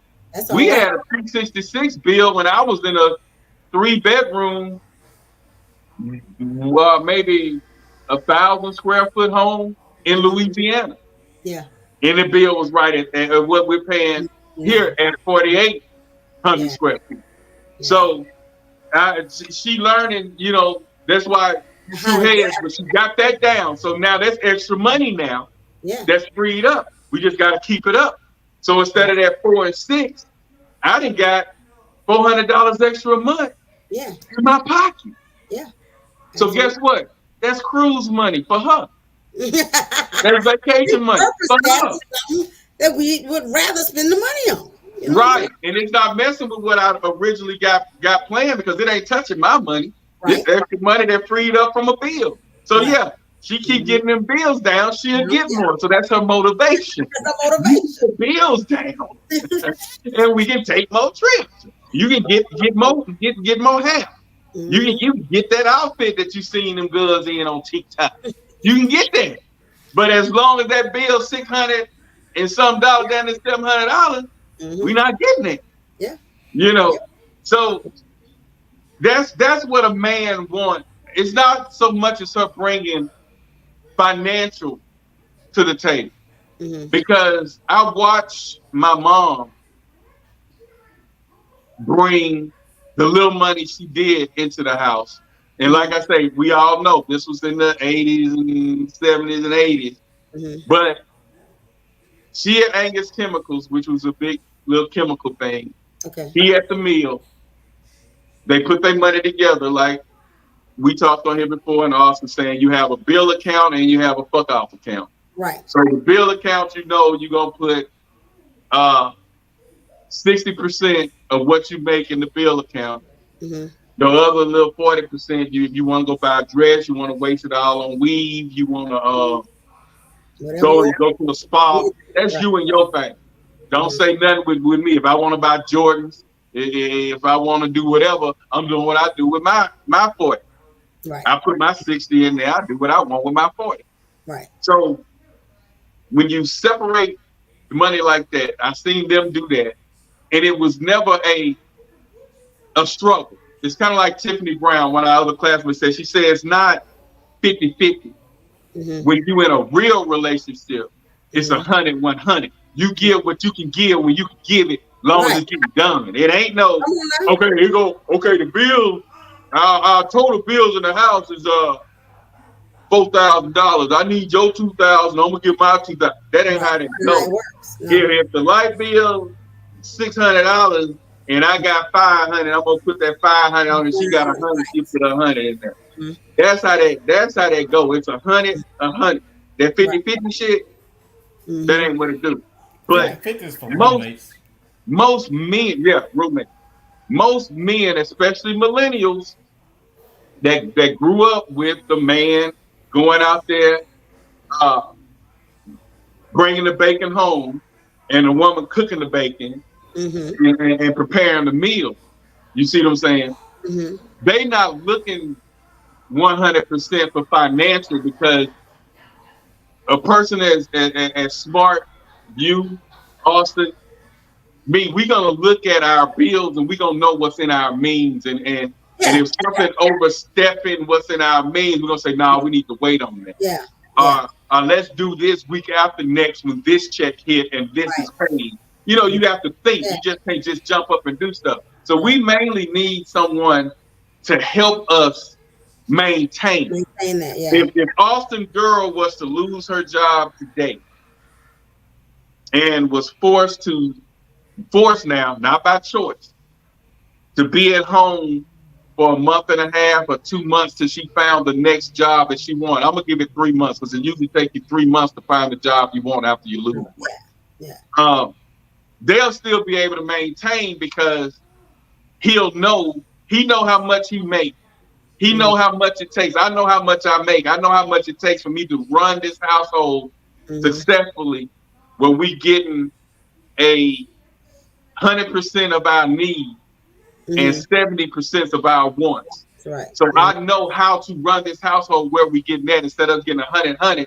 We're gonna break it down where we get 100% of our needs. I'm gonna make sure we got food, the light, the gas, the water, the phones, the internet. I'm gonna make sure all that's running, the car note, the insurance, all that's gonna be fine. That's 100.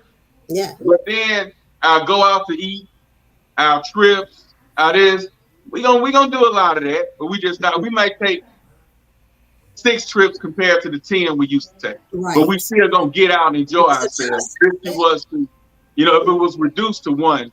Vacation might turn into staycations, like you. Yeah, and like I say, it's all about time. But this how the millennials think right here. What does she bring to the table? Every man asks that question. Well, what does she bring to me, bro? Well, I'll tell you what a good woman can bring to the table. It's the same things that I saw my mom bring to my dad's table. And the first thing is family. That right there should be enough. I shouldn't even have to keep going. She turned your house into a home. Or else it would just be a fucking bachelor pad, right? She can give you kids. Your own kids. She gives you. Oh, and she loves those kids unconditionally. Imagine that. She loves your kids unconditionally. That's amazing. She also brings balance and clarity. This one I can't really put into words, but I've seen it firsthand. What she did to my dad. She changed his life for the better. She gave him a focus point. I don't know how to explain it. And, knows how to calm you down when you most need it. When you're stressed out. It can also stress you out when you're calm, but that comes with the territory of living under the same roof with another person. That's normal. Nothing's perfect. But those things right there are enough for you to understand her value. Anything more than that is cherries on the fucking cake. You're welcome. And that's where I kind of agree with a lot he said, because if mine wasn't able to bring nothing into the home, the peace of mind. The main thing a real man wants, we want peace of mind. We want clarity. We want somebody to work with us, And so that's why when he touched up on that, I said, okay, I can relate to that, because I'm gonna make sure that I'm not in over my head. That way she don't have to stress. Right. Like she may want this $750,000 6-bedroom, 6,000 square foot home. But I'm going to look at what we have and I'm going to say, is it really worth it? And she values my opinion because I'm the leader. You know what I'm saying? I approve my worthiness to be the leader. And I'm going to say, well, baby, we already paying what we paying now for this. Perspective. And unless we getting something that we necessarily need, I don't see the need in us, leaving. And even though the housing market is going the way it's going, and it would be good to put it back on the market and get the money and then go get that. Yeah. You know what I'm saying? And you come with the majority of the money and you only finance $150,000. I understand where you're going with it. Right. But is it worth, let's make sure that it's 100% worth doing what you're trying to do. And being that she's in the real estate, she hears her real estate buddies talking. Then she bring that home and then she ready to, hey man, let's do this, let's do that. And I'm like, hold up, that may work for Mary Ann and Johnny Sue, but let's look at what we got going on right here.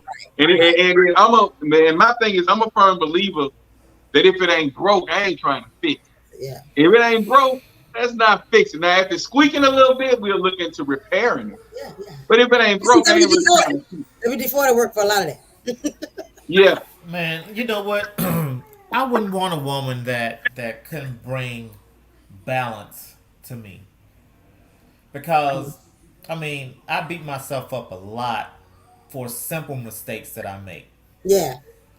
I could be plugging in some numbers and shoot it out to my boss and be like, God dang, I missed a decimal. I put a different area that She like, babe, everybody make mistakes. Everybody makes mistakes. Yeah, you're human. I was like, damn it, I'm not human.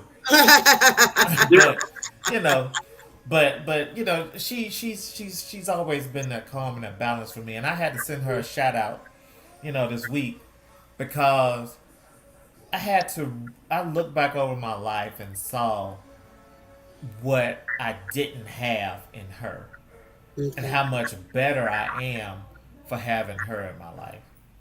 Now, we almost had our first argument ever. What? We almost had it. We was going out to get grocery, and I said, you know, I'm always a reminder.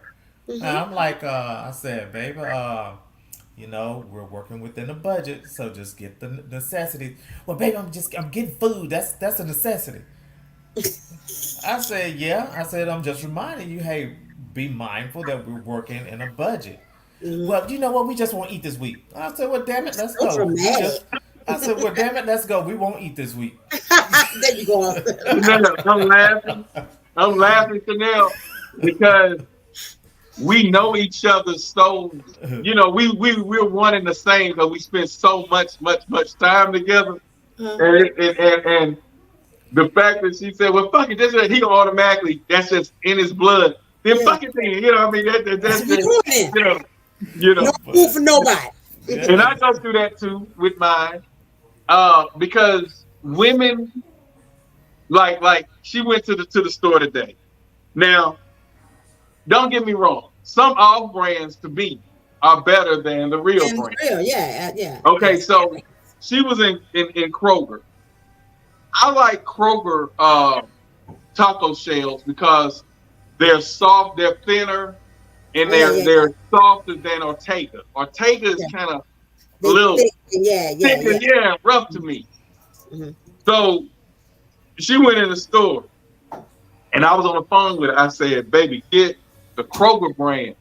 I don't want Ortega. All she heard was Ortega. So when she came home, I said, baby, I don't want Ortega. When they was that's a better brand.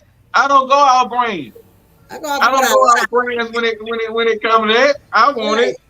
I wanted that, so I want her to take them back.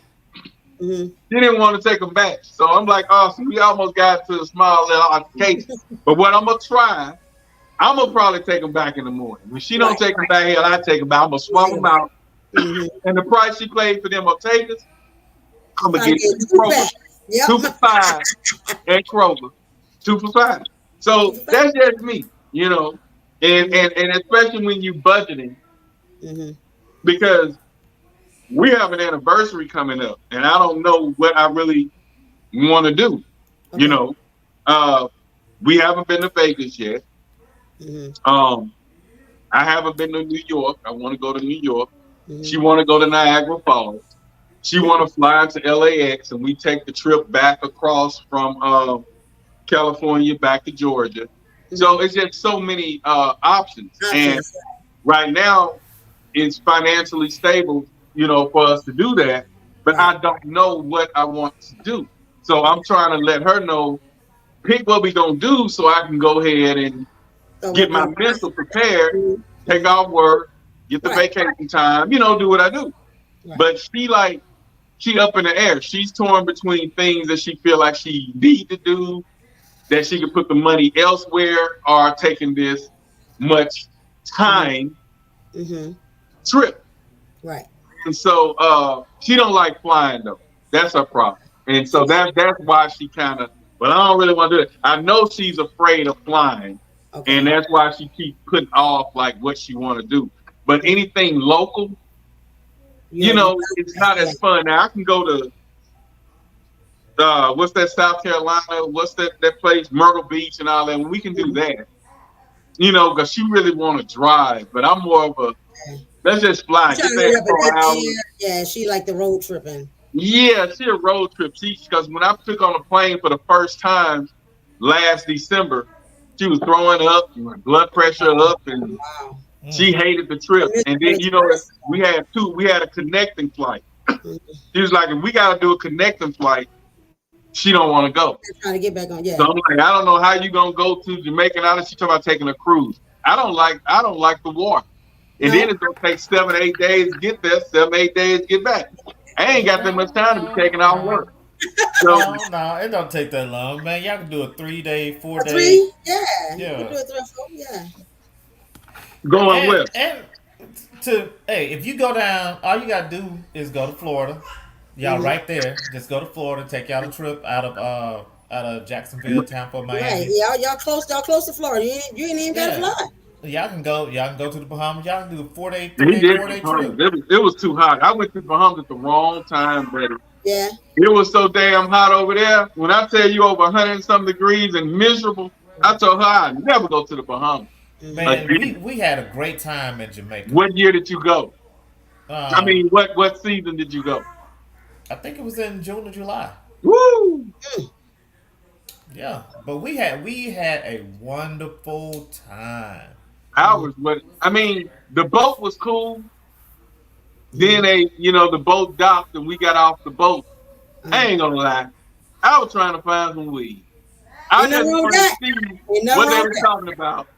Because they said they just walking around there smoking that stuff free. And I wanted to see. So I'm walking around there looking. But man, it got so doggone hot. I ain't want to do nothing. We went to the beach. Man, it was just hot, bro. It was really too hot for me. Yeah. I want to take a Tom Joyner cruise or the LL Cool J cruise, something like that. I ain't trying to go. I ain't trying to be out there in that goddamn. I'm black enough. So I ain't trying to. Too many black folks on it for me. On which one? On both of the Bahamas. No, I'm just saying, be too many black folks on the Tom Joyner and LL Cool. I don't want to go on all that. Like you said on the intro, white women. White women. See that you go talking about black. No, but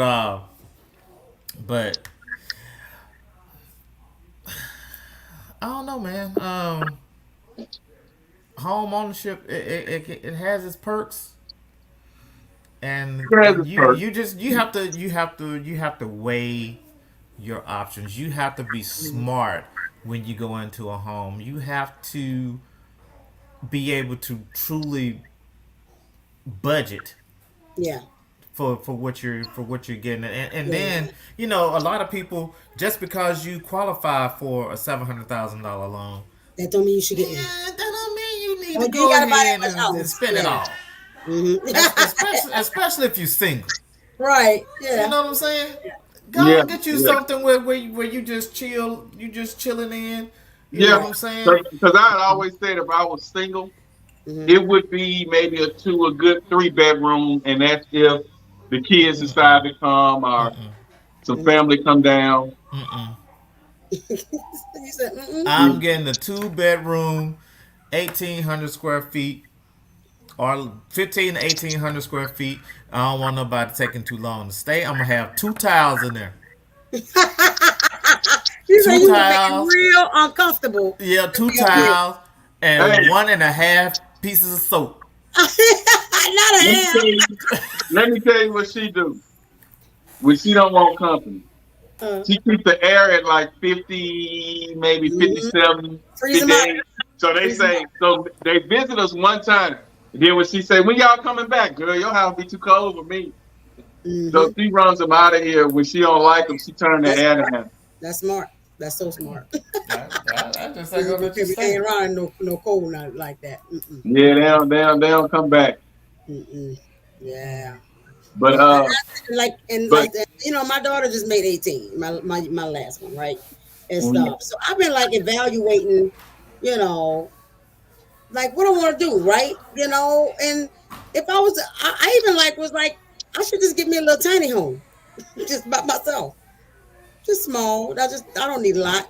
You know what I'm saying? Like that'll be the way to go. Man. Shoot. You by yourself. And like I tell mine the other day, we live the way we live because of the kids. You got 3 kids. They're all growing. We got them from that small town where they're killing everybody, and you put them in, showing them a different lifestyle. So you really live, per se, for them. Right. But if it was just she and I, and I see a lot of beautiful homes. That's like Austin said, 1,500 square feet. You know what I'm saying? Maybe 2,300, 2,800 square feet. I see them, and they cheap. I'm talking about $100,000, $200,000, and I like, baby, if it was just me and you, woo, it'd be a lot. Yeah. But when you have those growing kids, and you know, kids are 3 times longer and taller and stronger than what they were 20 years ago, so they growing. And so I was like, yeah, so we really living to give them the lifestyle, you know. So their own space and stuff, yeah. But if I were you, and mine turning 18 and finna get out of the house, man, it's time to downsize. Like Mom's, she want to downsize. She got a had built from the ground up, and she was talking about, you know, since Pops passed, downsize, and I'm like, wow. But I guess when you there by yourself, and they built it together. He built what he wanted. It was so empty without him there, and and she wanted it downsize, and we was like, you know, even my older brother, like, why would she, you know, why she want to do that? But when you by yourself in that house, we don't know what she's hearing. We don't know what she's seeing. We don't know. We don't know. She's just by herself, and she just feel like she got too much house. Right. And so I was like, oh well, you know, we gotta respect it. And to hear you say that makes me respect it a little bit more. Yeah. Because she really feel like it's just me here, so I don't need it. She probably want to move to like our get built 2-bedroom, so if one of us are in town, we can stay there. Truth be told, I would like to have a 2-bedroom, but just so I can have one room as an office. You know. You'll turn yours to the office. You know, if somebody coming over, they can hit the couch or whatever. You know what I'm saying? Like, you know, my oldest and her husband lives here. I got my baby girl, me and my best friend and her 2 kids and stuff like that. And I'm like, I'll move out. Y'all stay here. Pay later rent. I'll move. Y'all ain't got to worry about moving out. I'll move out. Janelle on her space. That piece is dope. Check it out. What are you bringing to this so-called table? Me, for myself, I work a 9 to 5. I'm a single mother. I take care of my kid. I pay my own bills. But that's everything that you do for yourself. What are you bringing to the table as far as a relationship? You're an adult. Everything you listed is you just being a human adult. So I expect you to be independent. Just like I'm independent, Ace is independent, Jew is independent. We do everything for ourselves. Like a lot of women's personality trait is that I'm strong, independent, and don't need no man. Of course, that's not showing me anything that you could offer a long-term successful relationship. So if I rephrase the triggering statement of what are you bringing to the table in a more acceptable way, it would sound like this. So as a woman, what attributes do you possess that would improve our relationship and improve my life? What are you bringing to the table? And because a lot of women have been conditioned to believe that their worth and value is directly predicated on how much money she makes, how much she owns, what kind of degree she has, when you ask them this question, those are the type of responses that you get. And that's not what you bring to the table as a woman. It has taken me years to understand my value and the significance of my energy and aura as a woman. So now if someone was to ever ask me that question, here is how I would answer. Yeah, I own a business and I own a home, but those are not my greatest assets. My greatest assets is that I understand sacrifice, hard work. I understand commitment. I understand financial literacy and the importance of building a legacy and starting generational wealth. My mindset is what got me the things that I have. That's an asset. The world is hard enough, so I have really worked hard to be a positive energy in the world. That is what I bring to a relationship. When you are out fighting the world, I want you to enjoy coming home. I want to be your peace and your comfort. I want to be the person that speaks life into you. The world is tearing you down, but I'm here to build you back up. Two heads are better than one. Teamwork makes the dream work. Those are things that I live by every day. So I understand that I need to be in a relationship for me to create the lifestyle that I want for my family. So understanding that we are better together than apart, that's what I bring to a relationship. Yeah, I cook and clean and I know how to make a house a home, but I do it out of love. So I'm able to feed my family love from the inside out when they eat my food. When you come home and you sense the energy that house has been taken care of with love, that's what I bring to the table. I want to be welcoming to you. That's what I bring to the table. You ain't gonna get that everywhere.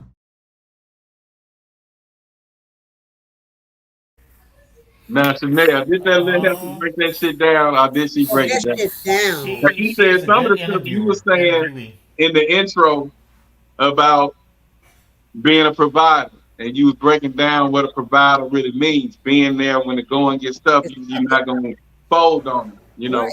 And that's basically where her mindset is. And but it's hard for... That's what partnership really is, like, you know, it's togetherness, it's cohesiveness. I got your back, you got mine. Like we talking earlier, like, you know, 50-50 is for roommates. Like, if you don't have it, I got it, right? You know, if, you know, like when me and my best friend moved in here, you know, I was making significantly more money than she was. And so she's like, you know, I could pay half. I know I could pay half, but I was like, let's go percentage. You know what I'm saying? Because you don't need to be broke, you know what I'm saying? Or, you know, and she's had people because they were seeing us as roommates, right? And all that. I was like, no, but that's my best friend. She's a partner, right? Like, I love her. She loved me. We moved in together intentionally because we want a single parent. Like, we needed support for each other, for our kids and stuff like that, you know, and stuff. And for just emotional and you know, mental and just support for each other, right? And stuff, because it's hard doing this stuff by yourself. And somebody asked her, like, wait a minute, like, you mean to tell me, like, you know, if she don't have her half, like, you cover her? Yeah, she do the same thing for me when I don't have my half, right? You know, if I only got, you know, 500 and she need to take care of the rest of it, she will, you know. That's what real relationship and partnership looks like, you know, when you got a spouse or somebody you're building a life with and all that kind of stuff. Like, there is no, I'm gonna get this portion, you better have that portion, and that's not, no, like, we just make sure we good. When my daughter and her husband moved in, I was like, okay, they got 4 adults in this house, and yes, we're gonna split the rent 4 ways, right? However, if somebody's short, just communicate so the rest of us can chip in on what you short, right? Don't come up short consistently, because that's gonna be a problem. But right. I also expect that if I come up short, that y'all gonna chip in. Like, that's the understood, right? And all that. Don't leave the family destitute because you ain't taking care of your business. I'm gonna stay in your behind and all that stuff. But like, we supposed to have each other backs like that, you know. It always amazes me how, you know, people want to take bills. Okay, I'm gonna take the car note. Like you take the mortgage, and then so one of them end up broke, and the other one still got money in their pocket, and won't even help out your spouse. Yeah, you know I don't get that. I don't get that at all. I know a couple that he pays the mortgage or the rent or whatever, and if he don't have it, they have to end up paying it late. Why? And and the wife had the money in her pocket. Right. It's just that separate kind of mindset. Like, yeah, I'm gonna have to agree, Chanel, with what you said earlier too. Even though we all own the 100, but you broke it down saying that the way the economy is today, one person, if you live in a certain type of lifestyle, not gonna be able to foot it. And that's economy-wise. That ain't got nothing to do with whether you're a man, whether you head a household, that ain't got nothing to do with that. It's economy. So it's not like it was 20 years ago. It's hell, it ain't even like it was 10 years ago. After the pandemic, everything went the fuck up. So if a person wasn't trying to work or bring that to the table, or wasn't trying to hold on to money to go party on the weekend, that's over with. Right. Because it takes X amount of dollars to live in a shack these days. In a shack. These days. You know, so like you when I was looking for apartments, when I said I'm gonna move out, I started looking for one bedrooms. They still $1,100, $1,200. You know what I'm saying? And all that, and that's for small, damn near efficiency, you know, and stuff like that. So I was like, okay, I'll just stay here and pay my portion of this. I'll just make my room in efficiency. You know, I thought about. I said maybe I should buy, you know, one of them travel buses, like a tour bus. I would have to hire a driver because I don't want to drive it, you know, and I could go live wherever I feel like it. You know what I'm saying? Hey, just buy a tiny home. You know what I'm saying? With a trailer hitch, whatever you want to do. I don't know. A vehicle with a hitch on it. Why we can't just buy the bus and do like the tour bus thing? Like it got a bed. You people have them mobile homes, like you know, but it looked like a bus. You know what I'm talking about? Yeah, I know what you're talking about. You know. I want us to get one of them things. I'm like, I don't travel enough yet to be invested in that. Yeah. I wouldn't get one, so I'm good. Yeah, that's it. Without no responsibilities of nobody else and all that, you know. I can live where I want to 6 months out of the year, you know, find my little, you know, trailer spot. Yeah, I mean, because you're a swinging cat, right? You're a swinging cat, so you're able to do all that right now. Move around, baby. I'm ready to move around. hey. Now, what do they even got a book, y'all. This is how bad the generation is. They didn't put out a book, man. And me and Austin used to always talk about doing a book, but it's what you bring to the table. It's a guide for the modern man. It's a guide for him to understand, attract, seduce, and seduce women, but only if they deserve it. They giving out guide. And Chanel, believe it or not, narrative makes me sick. The new generation is hell. Believe it or not, Austin and I always talked about putting out a book on telling these lames how to get women and do their thing. And now the question is, I never thought I'd see a day where men asking, what do a woman bring to the table? I mean, I know the times what do you bring to the table? At the end of the day, like this, you know, I know we talk about high value man and high value woman, but like there is value in each, right? You know, but you have to be able to recognize what that value is and what's valuable to you, because each of us have different values, right? Yeah, but back in the day, Chanel, women standard things. Women knew. For some reason, it just seemed like they knew. The women we were around, my aunts, grandma, TT, mom, whether they did it or not. Now, he said it not. Right. They knew what to bring to the table. Yeah, absolutely. And it wasn't financial, because the man didn't need financial, because the men was in breadwinners back then. Yeah. And so they knew, even though we know several of them that just didn't perform per se, or didn't act the way they should have acted, or didn't bring what they knew they could bring for whatever reason, whether they upset, whether it's revenge, whether it's something he did back in the day, whether it's something, whatever. But they knew. So now, though, the guys have to ask, what do you bring? Because the women are so to themselves. They're so, masculate. They it's like everybody for themselves. A woman isn't supposed to bring anything to the table, at least not from the perspective of traditional history or nature, and certainly not in the same way that a man does. The table represents structure, and a man who wishes to be the expression of the masculine energy should represent the entire structure.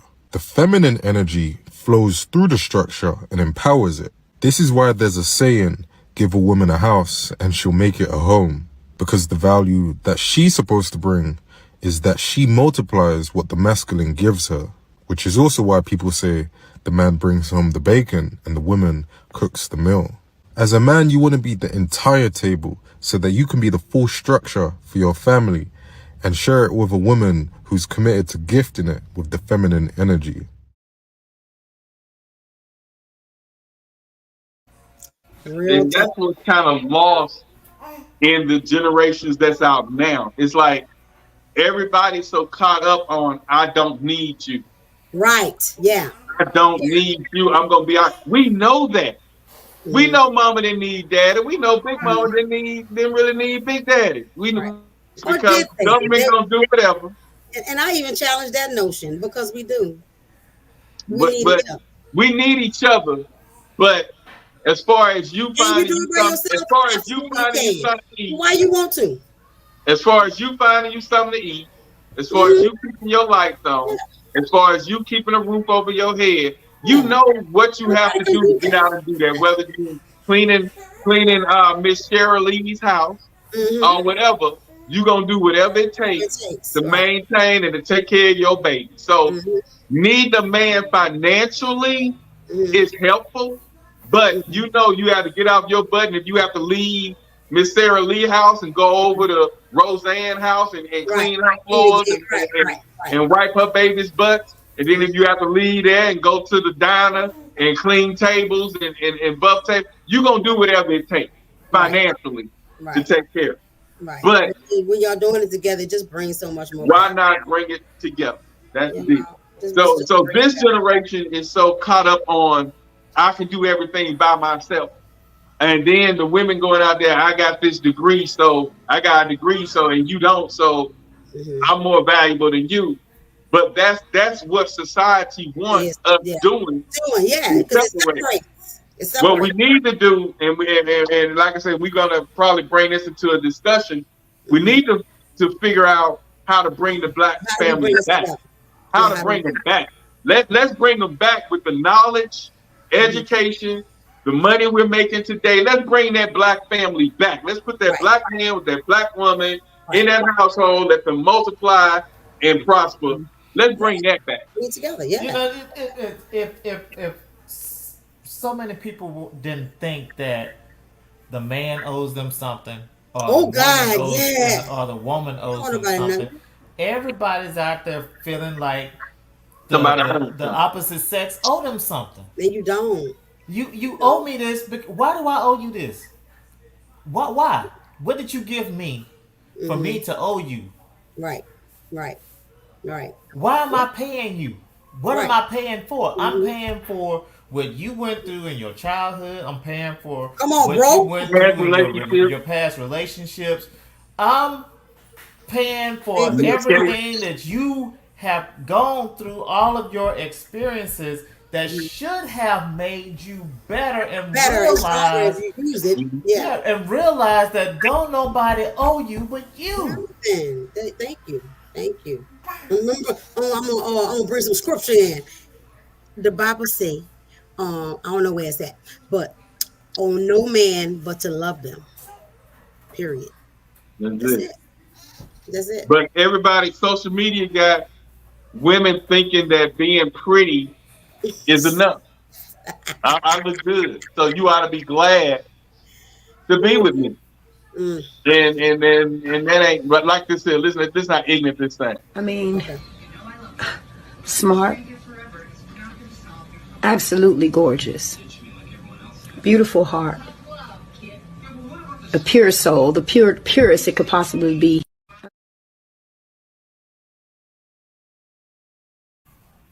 That's what she's supposed to bring to the table. That ain't what that man said. And everything she said was her bragging on herself. Yeah. That's for you. I can't see your heart. I can't see your pure soul. And what makes your soul so pure? And that's a personal opinion.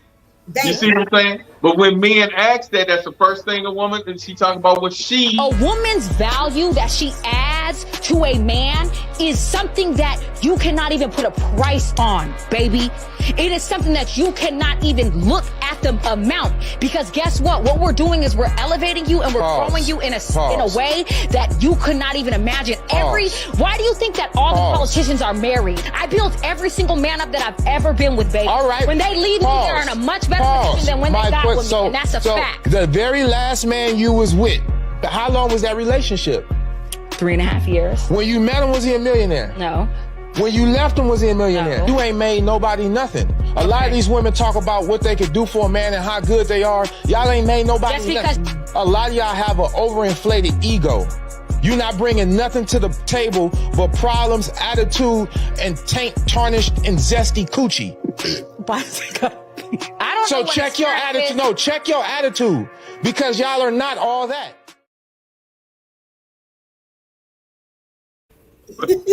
He said, it gets heated. And you can saw some of the comments that they were saying when they was reading the what the topic was. Man, them men and women was going at it. Man, they going at it. But see, that woman, very seldom do you see one that brings the attribute of bringing a man peace. Right. You know what I'm saying? Bringing mental stability. You know what I'm saying? Nurturing. You know what I'm saying? There ain't none of them saying they bring that. They brag on themselves. Yeah. What caught me was she said every man that I've been with. So do you not hold any value? Why can't you keep one of these men that you've built up so much? Right. Yeah. What is that? Yeah. But to be honest with you, y'all, and I think Austin wanted to talk about this, and we're gonna hit it. But the men are just not into women like dad and granddad and great granddad was. They used to praise, they used to put them women on the pedestal. They used to love these women. Yeah. And now relationships are here today, gone tomorrow. Men used to get in relationships, women used to get in relationships thinking forever. Right. Now they just get in them not knowing what's going to happen, waiting for the really nowadays, they waiting for the next best thing. The next best thing that their friend girl, their family or something, oh girl, you need to get with him. You know, that's what it's turning into. It's not I'm in this for love, I'm in this, he's gonna be this, he's gonna be that. It's not that. It's like, I'm just in this for now. And that's why the relationships are going the way they're going. That's why women feel like you have literally manifested that then, right? Because if that's what your mindset is walking into it, then that's what it's gonna be. That's what it's gonna be. You know, will every relationship be forever? No. Are some relationships there to teach you some things? Absolutely. But when you get into them, we should get into them with the idea of, my hope is to be fair. But when you didn't have so many disappointments, I mean, I get where they're coming from, because like I say, being in psychology, I learned how to put myself in other people's shoes. And I've been victim as well. Right. So when you didn't have so many heartbreaks, when you didn't have so many heartaches, it's kind of like you're not really looking for it. And that's why I say I learned to hope for the best, but prepare for the worst. Right. Because that's how you really have to approach life today, especially dealing with people, period. Whether it's a work partner, whether it's an associate, whether it's whatever, because at any given time, that person can turn on you or let you down. My thing is, I've never been a victim. I've always been an experiencer. I like that.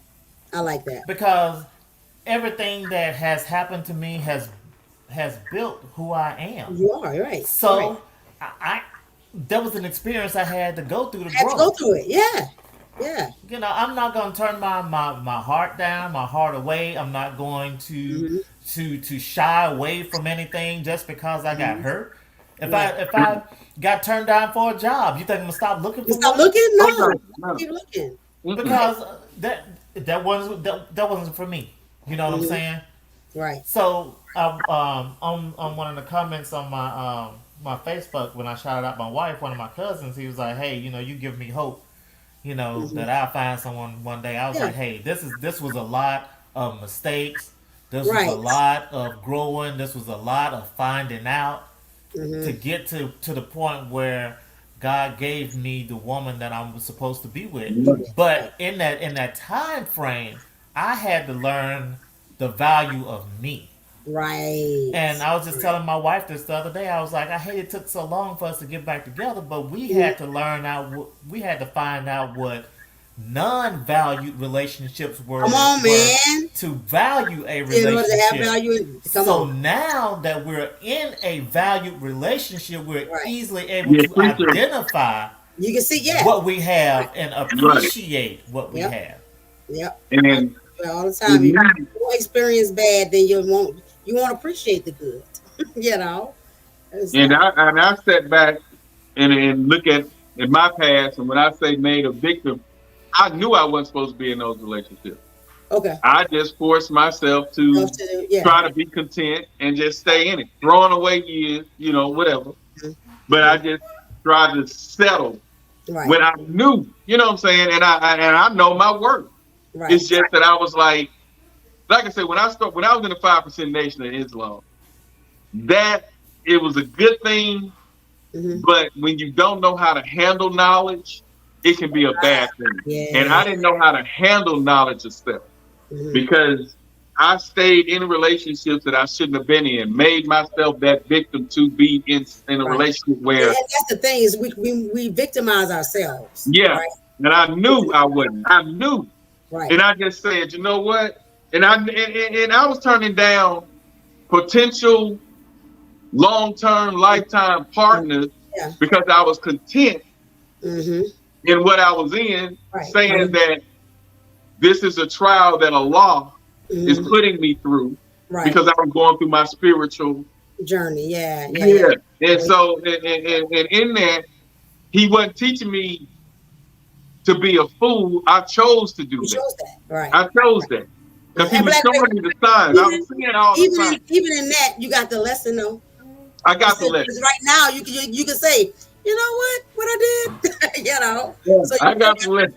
But that was a crazy journey because I was forcing myself. Whenever you got to wake up and tell yourself that you love that person, reminding yourself. That's when it's a problem because, and that's why I'm a firm believer. I don't care for you telling me you love me. I could know you love me by your actions. Show me you love me. I've never been one because you could say I just said I love you and didn't give two shits about it. So I don't care for a person saying, "Oh, I love you. I really love you." What? I mean, when you say it too many times, I'm thinking, "What? You trying to convince yourself?" Because I used to convince myself. So I don't think that. Love her. Thank you. I ain't trying to hit it, and so I'm like, "Show me." I sent Austin this song. Austin and I used to sing, and it's this group. They came up with this song called what is it called? More Than Words, I think it's called. And I know that song. Yeah, that More Than Words. Because if you gotta say it, and then once you say I love you, it's supposed to erase everything bad you did. Yeah. No. Show me. So and I don't care for the words. But don't negate the power of words either, right? Because I mean, words are power. Words are very powerful. They only have that power when it's in alignment with, right? Because me and Boo have they're powerful. He's not a teller of I love you either, right? But people say sometimes I need to hear that as a reinforcement, right? Oh yeah, I mean I understand that. It ain't even about him not because not that I don't think he does, right? I think and I've learned over time too, because it's the potential inadequacies I might see in myself. So it might be like it's a reinforcer, right? It like I said, it aligns with what you do see. Because sometimes I'm not sure if I see what I think I see, right? Because somebody has, I've been fooled before, right? And stuff like that. So I don't necessarily trust my judgment because of my experience. I remember you said that before, right?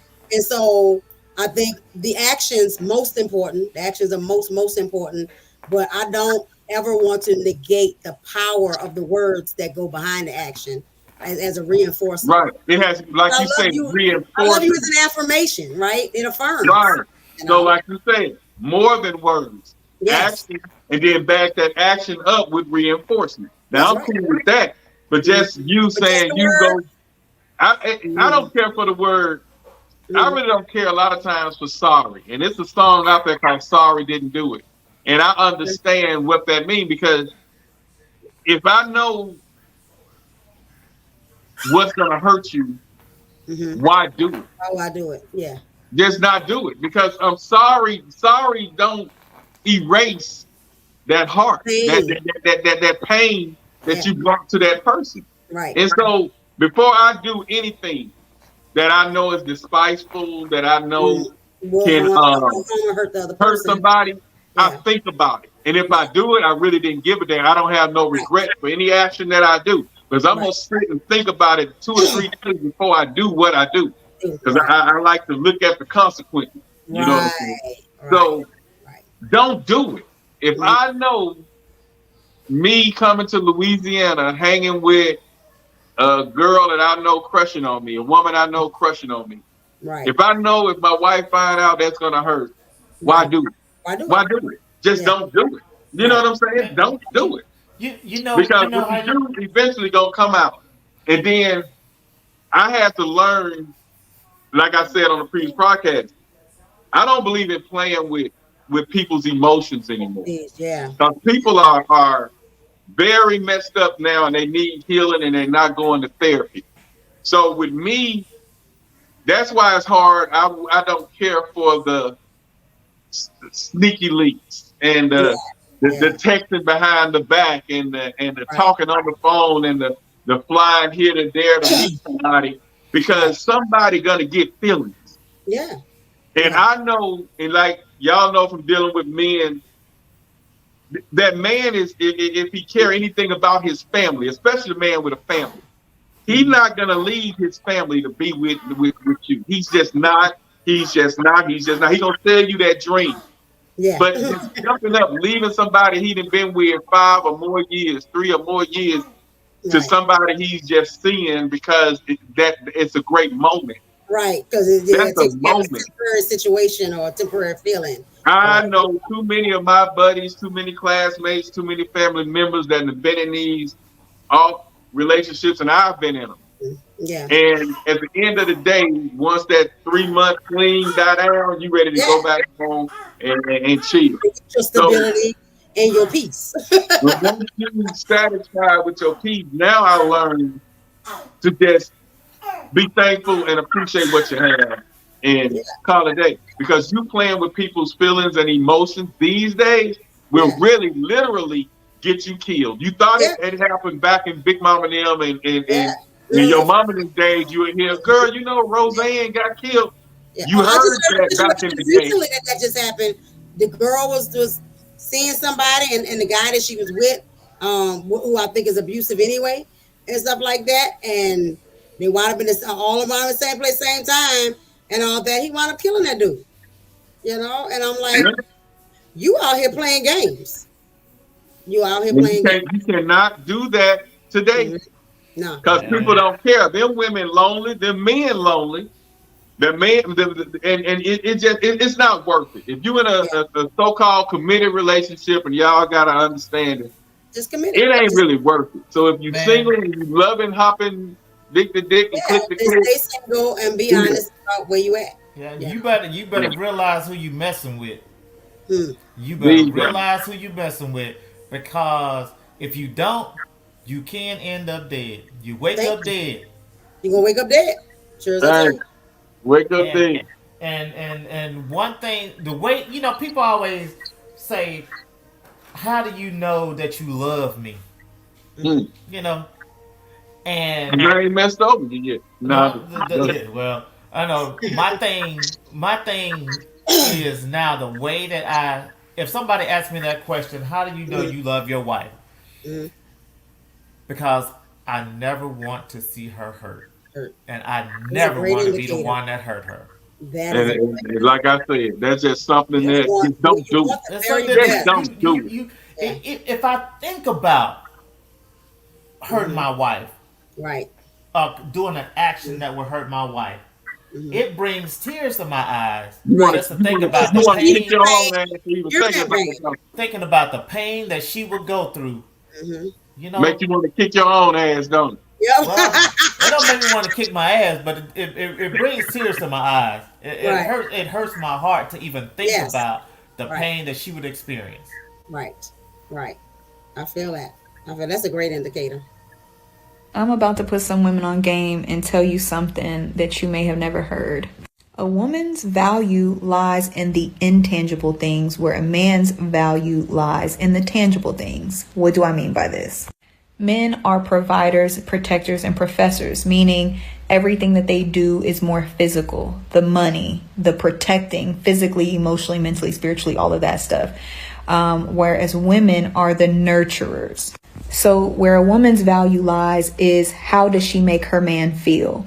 Does she uplift him with his words? Can he trust her? Is she loyal? Does she support his dreams?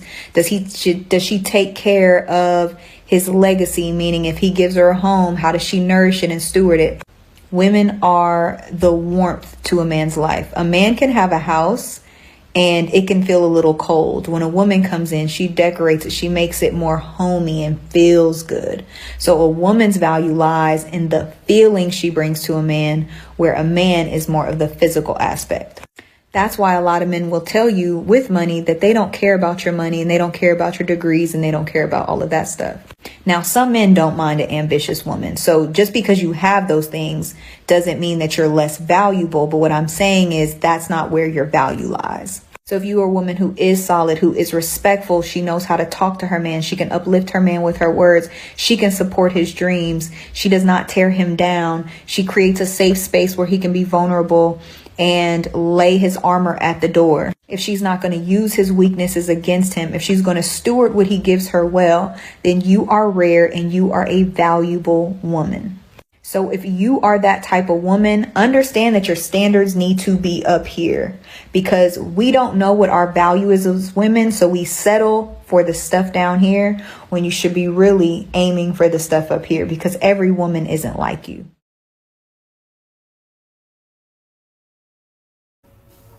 I feel that. Yeah. Now when she say make the home warmer, she don't mean you going out to buy you some more clothes and some shoes. Right. That's not what she's talking about. Yeah, and she don't mean coming in and turning on the heater. It's not what exactly. And so when they say what you bring to the table, it ain't necessarily about no degrees. When a man acts that, a man that's a provider, as you described in the intro, a real man that's a provider, when he acts that, he looking for peace of mind. That's the main thing. Loyalty, trust. You know, that's the main thing that he's looking for when we say what you bring to the table. It's not financial win. I know that's what Generation X and the early millennials, you know, I think is. But when a lot of the new breed, the new generation is asking that, they talking about, a lot of them talking about material. The tangible things. Right? Yeah. What you bringing? What? If y'all together and y'all lost everything, would you still want to be together? Would you still want to be together?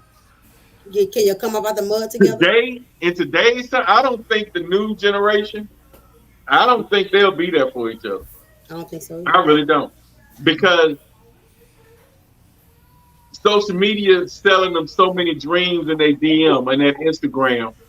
Do they really feel like they have options? So you ain't got to be with him, and he tripping. As soon as he slip, you let me know, and I got you. They'll send him $50 here. They'll send him $100, selling them that dream. But then they don't think about how many more women that this guy is sending $100 to, $50 to. You ain't the only one. If he in your DM, best believe, baby, he in somebody else, and vice versa. Yeah, but they send them another funky 40. They're sending them funky 40, and they run around here with their head in the air and acting a fool with the man or whoever they have at the house, and then when they get out of that relationship, because I have done that. Yeah. Said I'm gonna do this, be that, and it's a beautiful relationship. But as soon as they single and they trying to be with me, I don't want them because they like clingy now, and I'm used to my space and creeping with you. So it's a difference in. It's different, yeah. Now I got you 100% compared to hey, when you get away, and it might be 2 weeks before you see them again. And now they see every day. Where you at now? I'm like, shit, I'm getting up on it. You know, call me back. Then 15 minutes past, the phone ring again. Damn, you coming over tonight? No, yeah. So it's like when they got them 100%, they don't want them because they got other 2 and 3, 4 that they still seeing, and you just one that they see every now and then. Yeah, when that person messed that good relationship up with that man who put in the fields, with that man who tolerates children that's not taken care of, right? Mm-hmm. Yeah. And in past conversations and past shows, I've always stated that I like an ambitious woman, but I love a woman that is loyal and trustworthy. Yeah. So if you don't have all the ambition that I like, I can love what you bring and your loyalty and your trustworthiness. I want to know that wherever I am, whatever I'm doing, you are not going to do anything to damage my heart. Come on. Dude, it's hard for them to find. It's hard. It's hard for them to find it, like that lady said in that video, that she had to have her standards up here because that is very rare. Yeah. It's very rare. And if you have that, cherish that. Cherish that. Cherish that. All right, y'all. What do women need to bring to the table? It's not just a man that needs to bring something to the table. We do too. And here's a list based on experience, research that I came up with. So take out your pen and paper. Let's get into it, family. Number 1, she needs to be nurturing, if she's gonna be the mother of your kids and all. Number 2, capacity and willingness to respect you as a man. Number 3, to be understanding of most men's innate pressure to perform in order to provide for his family. To be understanding of that. The next one is not to add to that pressure. It's already heavy enough. Next is to be supportive. Strength of character, moral compass, God-fearing. Intelligent and confident. She's loyal. And last but not least, does not allow for outside voices to impact the dynamics of the relationship.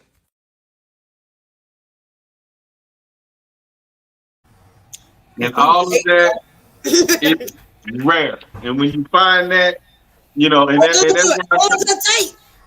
Take care of it. When you find it, you gotta hold on to it. And like your cousin said, that he admire your relationship, and I get that a lot of times too. But it's not easy. Being in a relationship is not easy. It's give and take. And when I say not easy, it means you working. Just like he said, she might want to buy X amount of food with X amount of dollars. We feel like you don't have to spend as much money and let's go this route. So when I say work, I'm saying work like that. Because when you're in a relationship and it's your person and everything, you guys gonna gel. But you can also have disagreement. So that comes with anything. And and like an old man told me, if you see 2 people that agree with everything the other one doing, somebody bullshit. You gonna go through your little, your little ups and downs. But that should only make you guys stronger. Yeah. If that is who you're supposed to be with, that's gonna make you stronger. You don't stray away. Yeah. You get stronger when a disagreement comes. You get a little stronger. And that's how. Thank you, Fred. You both can't be the man in a relationship. You can't. I don't even want to. But a lot of the women of today feel like that. He said, if you take it to the family cookout, you're not the one, chick. Oh, have mercy. Yeah, it's like I say, it's like the world is just different, man. And you have to adjust. You have to adjust. I mean, it's still a few good apples in the barrel, but you have to, scram and scram. You gotta move the bad ones out the way. You gotta see, which ones, are on their way to being better and at least trying. You know what I'm saying? Because there's nobody that's perfect either, right? And stuff like that. But still don't settle for less than your worth. We have, is that Tanya? Yeah, I just come on to say hello. I hadn't been on here in a while. Hey, Tanya. Yeah, in a minute. What's been going on with you? I'm about half asleep now. I'm just going to dip in and dip back out. I just want to listen for a little while. Oh, okay. How you feel about the subject matter? Baby, I got to see what the subject matter is. I just dipped in. Yeah. Well, recently we were talking about, single women, out buying houses or having men. And then men actually being on the table, bring it to the table thing. Yeah, what do they bring to the table? What do a woman bring to the table? So that's what it is mainly about, what women bring to the table. Mm-hmm. Yeah. Okay. Well, we bring a lot to the table. Yeah. Damn right. It all depends on it's all about setting a standard. I like that. I feel that. Setting the standard. Mm-hmm. Okay. You don't want just anyone. You want someone to grow with and to match your energy. There you go. Okay. Yeah. Yeah, she filled in with what brings to the table is. Okay, I thought she was gonna get on there about education and all that. I bring this to the table. But yeah, it's an emotional type thing. Emotional support.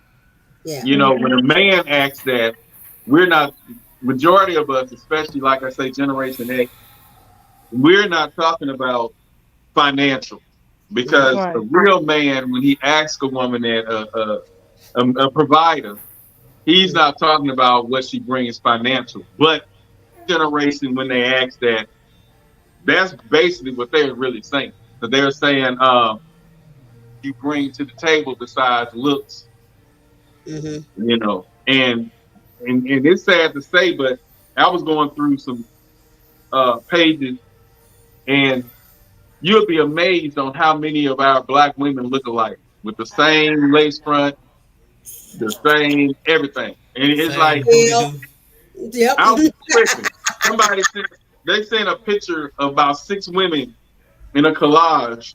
Mm-hmm. And I mean, all these women, they were in different states, and all of them look alike. Yeah.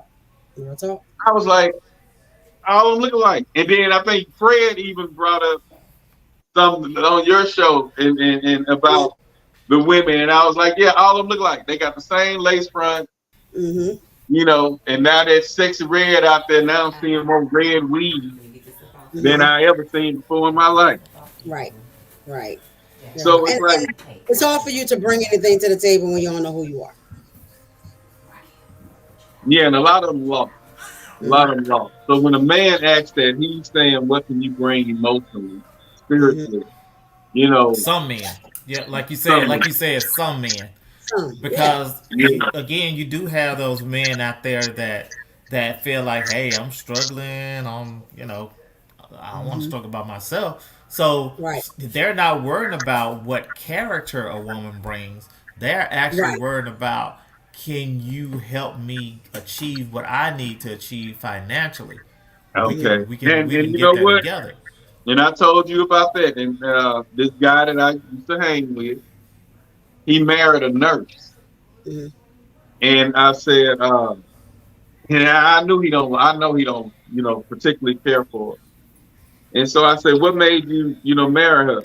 He was like, She a nurse. He said, hey, women been marrying men for their money and for stability all this time. How come we can't do it? And they got a house, nice little brick house and everything, nice car. You don't even like her. Do you like her? Like, hey, and they can't stand it. They can't stand each other. She was earlier about time, right? And time being such a valuable commodity. And and while women want time, men want time too, right? And stuff like that. But if you don't like it, you ain't gonna want to be around her. You ain't gonna want to spend no time with her. Like, how y'all gonna do this? Like, and I think they're struggling now. I don't know if they're still together, but that was a hell of a fine relationship. And I was like, I don't see how he for all that. Get a roommate. What you get in a relationship for? I used to think I didn't like time like that. I thought I used to just like spending my time doing whatever I wanted to do. But now, I mean, my wife, her job is really demanding, and she's always on the goddamn phone, calling, typing, and texting. I'm like, look, man, I'm sitting over here. You see yeah. It's not a problem because I know what she's doing, and she's always right there. But I'm just saying that I never knew how I desired time until I actually fell in love with the person that I desired time for. Right. Because now that time became much more valuable. It is much more important to me. Now are business. And I hear so many, and I see that if you Google right now or just search Facebook and just put in relationships or business, those are the ones who not messed up about time. Those are the ones who not with so-called the person. They just with that person for their financial gain, and they're living the lifestyle that they want to live because she got bank, he got bank, and we know we living. And then he see who he see when he go on his boy trips. She see who she see when she go on her girls trip. And but they got a nice house. They got fancy cars. This is a business. Yeah.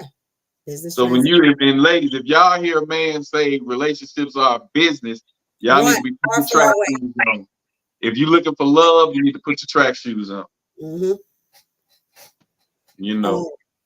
Keep it pushing.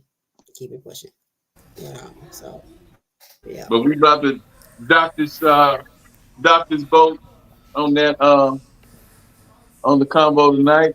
We appreciate Fred for tuning in. Fred for joining in. Bro. On the topic. But next week, we're gonna come back with more and more.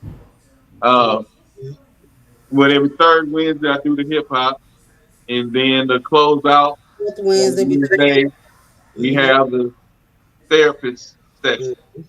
Yeah. So anxiety.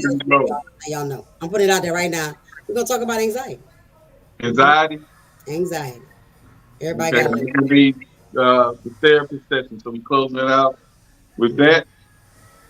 And you just keep Chihuahua. I knew a Chihuahua that had anxiety. It pissed everywhere.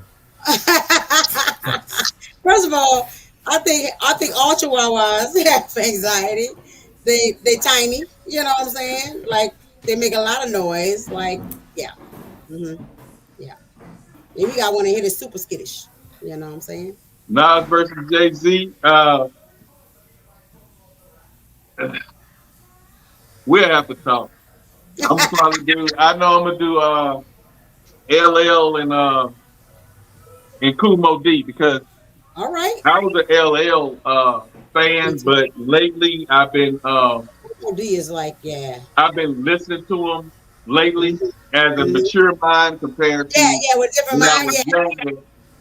I was listening to who I like, who I could identify with. I really didn't identify with Kool Moe Dee, but his song came on the satellite today.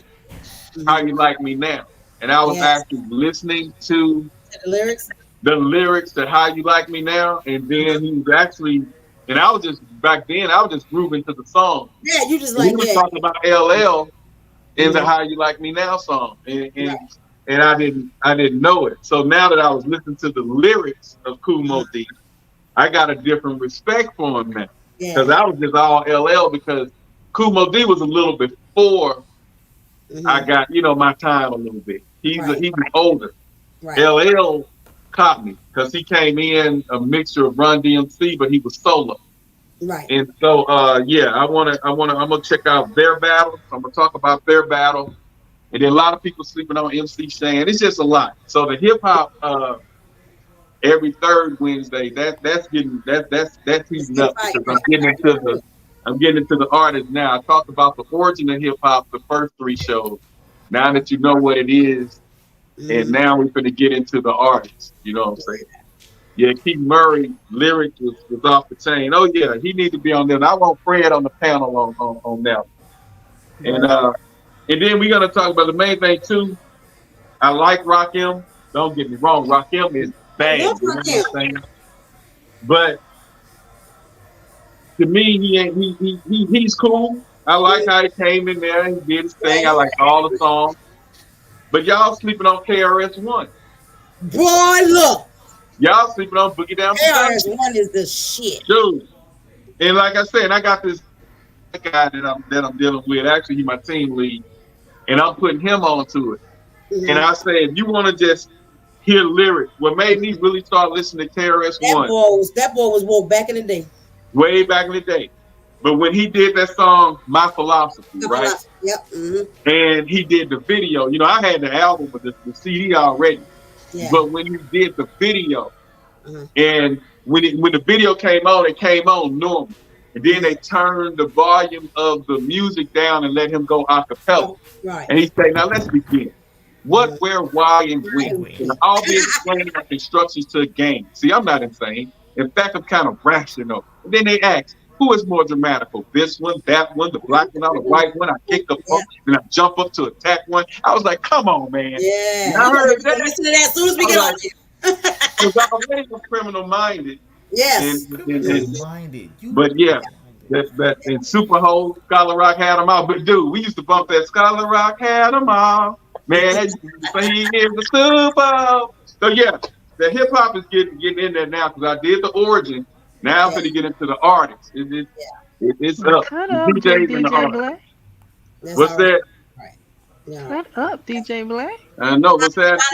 Quality music. Oh yeah. So yeah, that's what we got though. So that's the third Wednesday. Next week we coming with a steamy topic. Gonna be kind of interesting because quite a few people didn't inbox me on this one. So I'm gonna send it to y'all, let y'all know so we can all do our research and come back. But it's gonna be interesting.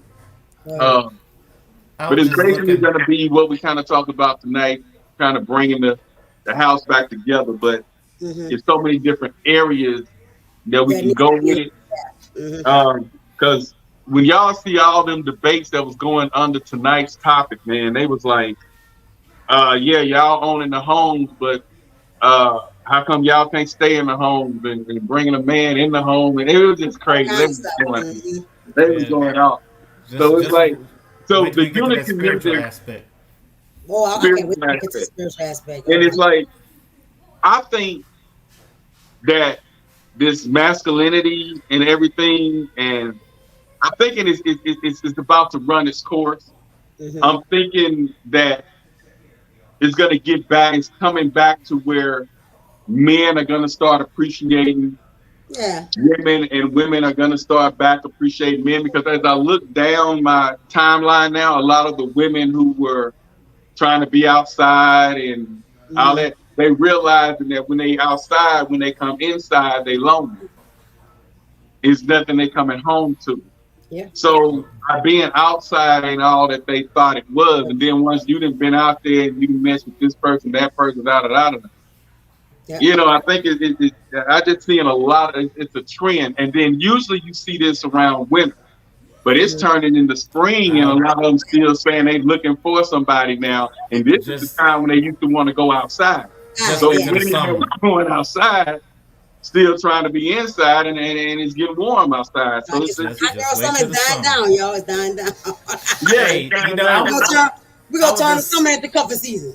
I was just scrolling through on Facebook as we were talking, and ran across this little thing. You know, certain things just give me topics. You know what I'm saying? I'm always looking for topics.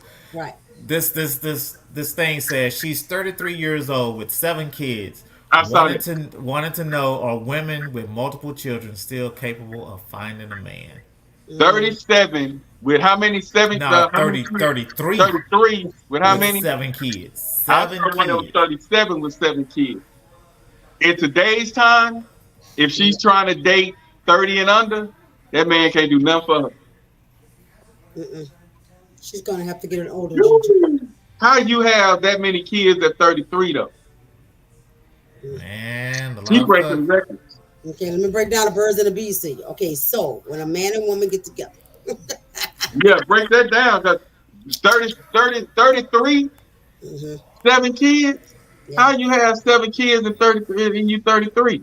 Did she start at 12, 10? It's possible. I saw a girl. The first few was teenage babies. Yeah, I saw this girl on TikTok. She was dancing with her daughter, and she was like 20 something, and her daughter was like 15 or something. I can't remember what I know what you're talking about. Yeah, but it was a very close age or whatever, right? And all that. But I think I really believe that's that's cool. I'm cool with that. I'm talking about so many though. You didn't learn from that mistake to put from that incident to put a gap. No, some people don't know how to stop. Have them young, so you grow with them. I agree with that. Man, but the math the girl had to be 9 years old when she had 9 years old when she had her, right? 33. So I think that probably was either taking her sibling in or something, or maybe a situation. You know how they have those kids where as soon as they have one, the next month they get pregnant again. They kind of like staircase. Yeah, that's hard to believe though. She's gonna have to show pictures. I knew a girl. She was in her 30s. No, she was in her 30s. She had 6 girls, and she was dating. I think she may have been 34. And she was dating a dude that was in his 30s, 32, 34, somewhere along up in there.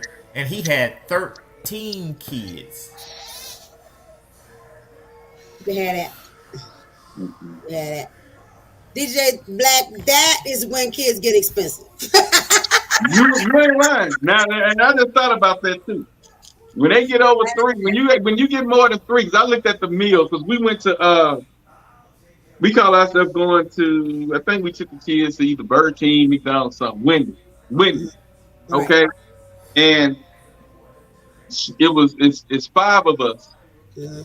And when she got through ordering everything, it was right at $60-something. And I said, that's why we didn't eat out. Because I'm not going to spend $60. I had 7 girls in my house, plus me and my ex-husband. That's 9 people. A trip to a fast food restaurant is an easy 100, and that was back then. You know what I'm saying? So no. So I say, if that's the case, we might as well went to Chili's somewhere and got the money worth, because they charging you damn near $20. Yeah. You know, easily $12 for a burger meal, and that's with a burger and a drink. No, you should have just went ahead and went to a Mexican restaurant and get some chips and salsa. And then everybody get chips and salsa, just keep refilling off of that. Hey, don't say chips and salsa, because Kanye on here eat you under the table with them damn chips and salsa and chili. Yeah, because my other brother, Fred's brother, Brian, like they had him and his wife, because she was on the show with me, like last week too. That they had a lot of kids too, combining families, and they had one together. And stuff like that, like, is a lot. That's a lot. And so, a woman with 7 kids talking about a man stepping in and her finding love, she better go back to, I don't know. I bet you out of them 7 kids, only about 2 or 3 of them got the same baby dad. Probably 2 of them. I wonder if she got any twins in there. She got any twins in there? I don't give a damn. That's too many. It's still a lot of kids, though. Yeah, that's a lot. She should have stuck one back and told her to wait till later.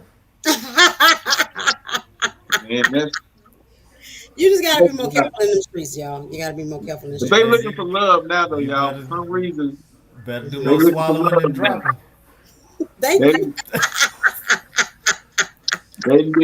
did all they live, whatever they gonna do, and now they trying to settle down now. But I mean, you haven't even lived a life. Just think, you 33 years old. You've been raising kids the majority of your life. Oh yeah. You haven't even had time to experience anything except for motherhood. But anyway, it's about that time. Yeah. Let's do this. Make you wonder where the mother was, where the parents were. But yeah.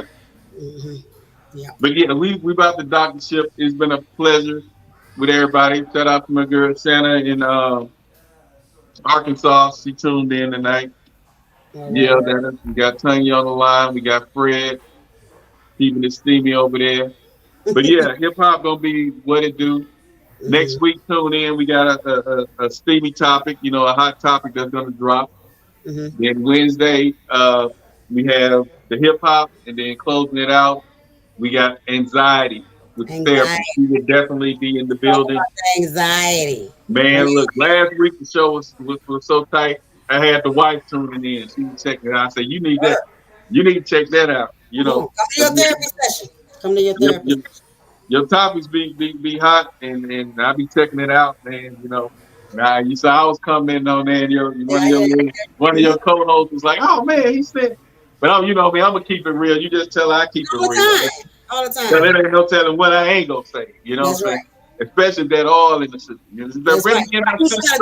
If the Remy's in my system, ain't no telling will I diss them. But yeah, we out though. It's been grand. And tell you, tune in though. Check out the topic. Start tuning in before you go to bed. You know what I'm saying? And come on here and drop a little wisdom. You know how you do. You called because I just got off work. Oh, okay. This late? Yeah. Okay. Oh, this is a good time because it's normally midnight. Oh, okay. Well, yeah, that's why we've been missing you then. The time used to come out here and piss everybody out, Chanel, before you start coming. Time you get out here and just piss everybody out. They need to be pissed off sometimes. Better to be pissed off than pissed off. Hey, come out here and do it. Unless you're into that sort of thing. Yeah. I ain't gonna air you out. I ain't gonna air out his dirty laundry. We finna get out of here. It's been real. Till next week, same time, same channels. Speak on That Podcast 2K4. We out. Hey. What you think, man?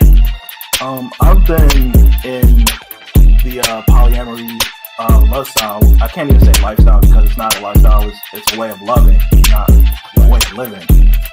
I've been polyamorous for about 10 years now. Okay. And the mindset for me is mentally, I think I've been polyamorous longer than actually practicing it because I've always felt that this monogamy just doesn't fit for me.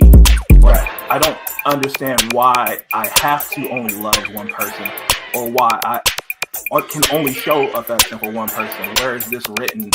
Why do I have to go along with what the societal standard supposedly is? Right. And then the problem comes when you love somebody too much. When you let yourself love somebody too much, and they don't love you the same. It's not even matter whether they love you back or not. They can love you back, but it's still unhealthy to love somebody that much. Which I understand that ideology of that. Well, I can't have. I might as well. I've been there. I know that. But at the same time, you have to realize, what your culpability is in a relationship going, however it went. You start thinking about, well, damn, I did this. So, you can love somebody too much. And then, this complicates things for us men because we already have a hard time forming those emotional attachments. You already told them, don't do that. The missing link to that goes back to a time before we even thought, why doesn't my father like me? Is that a protection for me? Right. Or is that the way he was raised? Or maybe somebody hugged him one day, a man hugged him. I'm not saying this is what happened, but I'm just saying we got No, but there are things that could have happened that absolutely that caused him to be the way he is. dating for weird needed Right. So the things that we think are sometimes a rejection or a lack may have been a protection. And most of the time they are, Sarah. Like absolutely. But if we don't understand that, all we know is the rejection. But see, like what I understand with my father, Men were going to jail, killing each other, and then now we got bisexual, then we got gays, now we got transgender.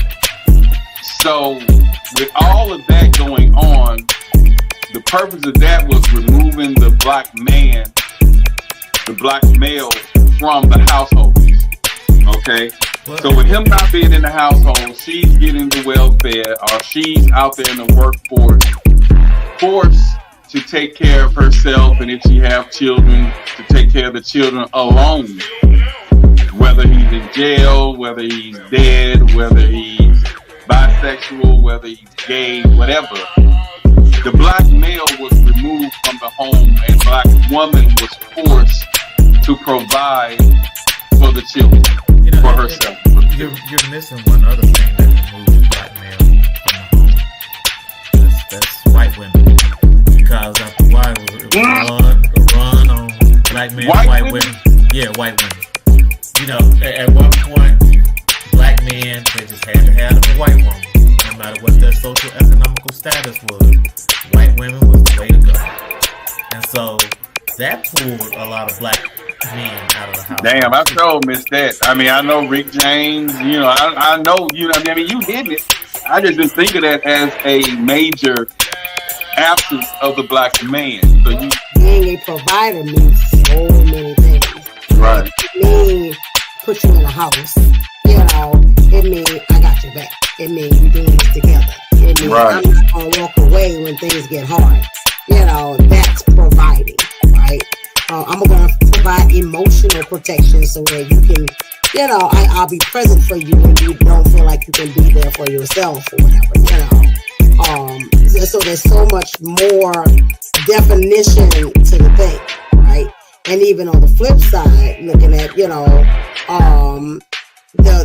men with kids, right? I remember I did not want a man who had kids. And I was about 25 when I met my ex-husband.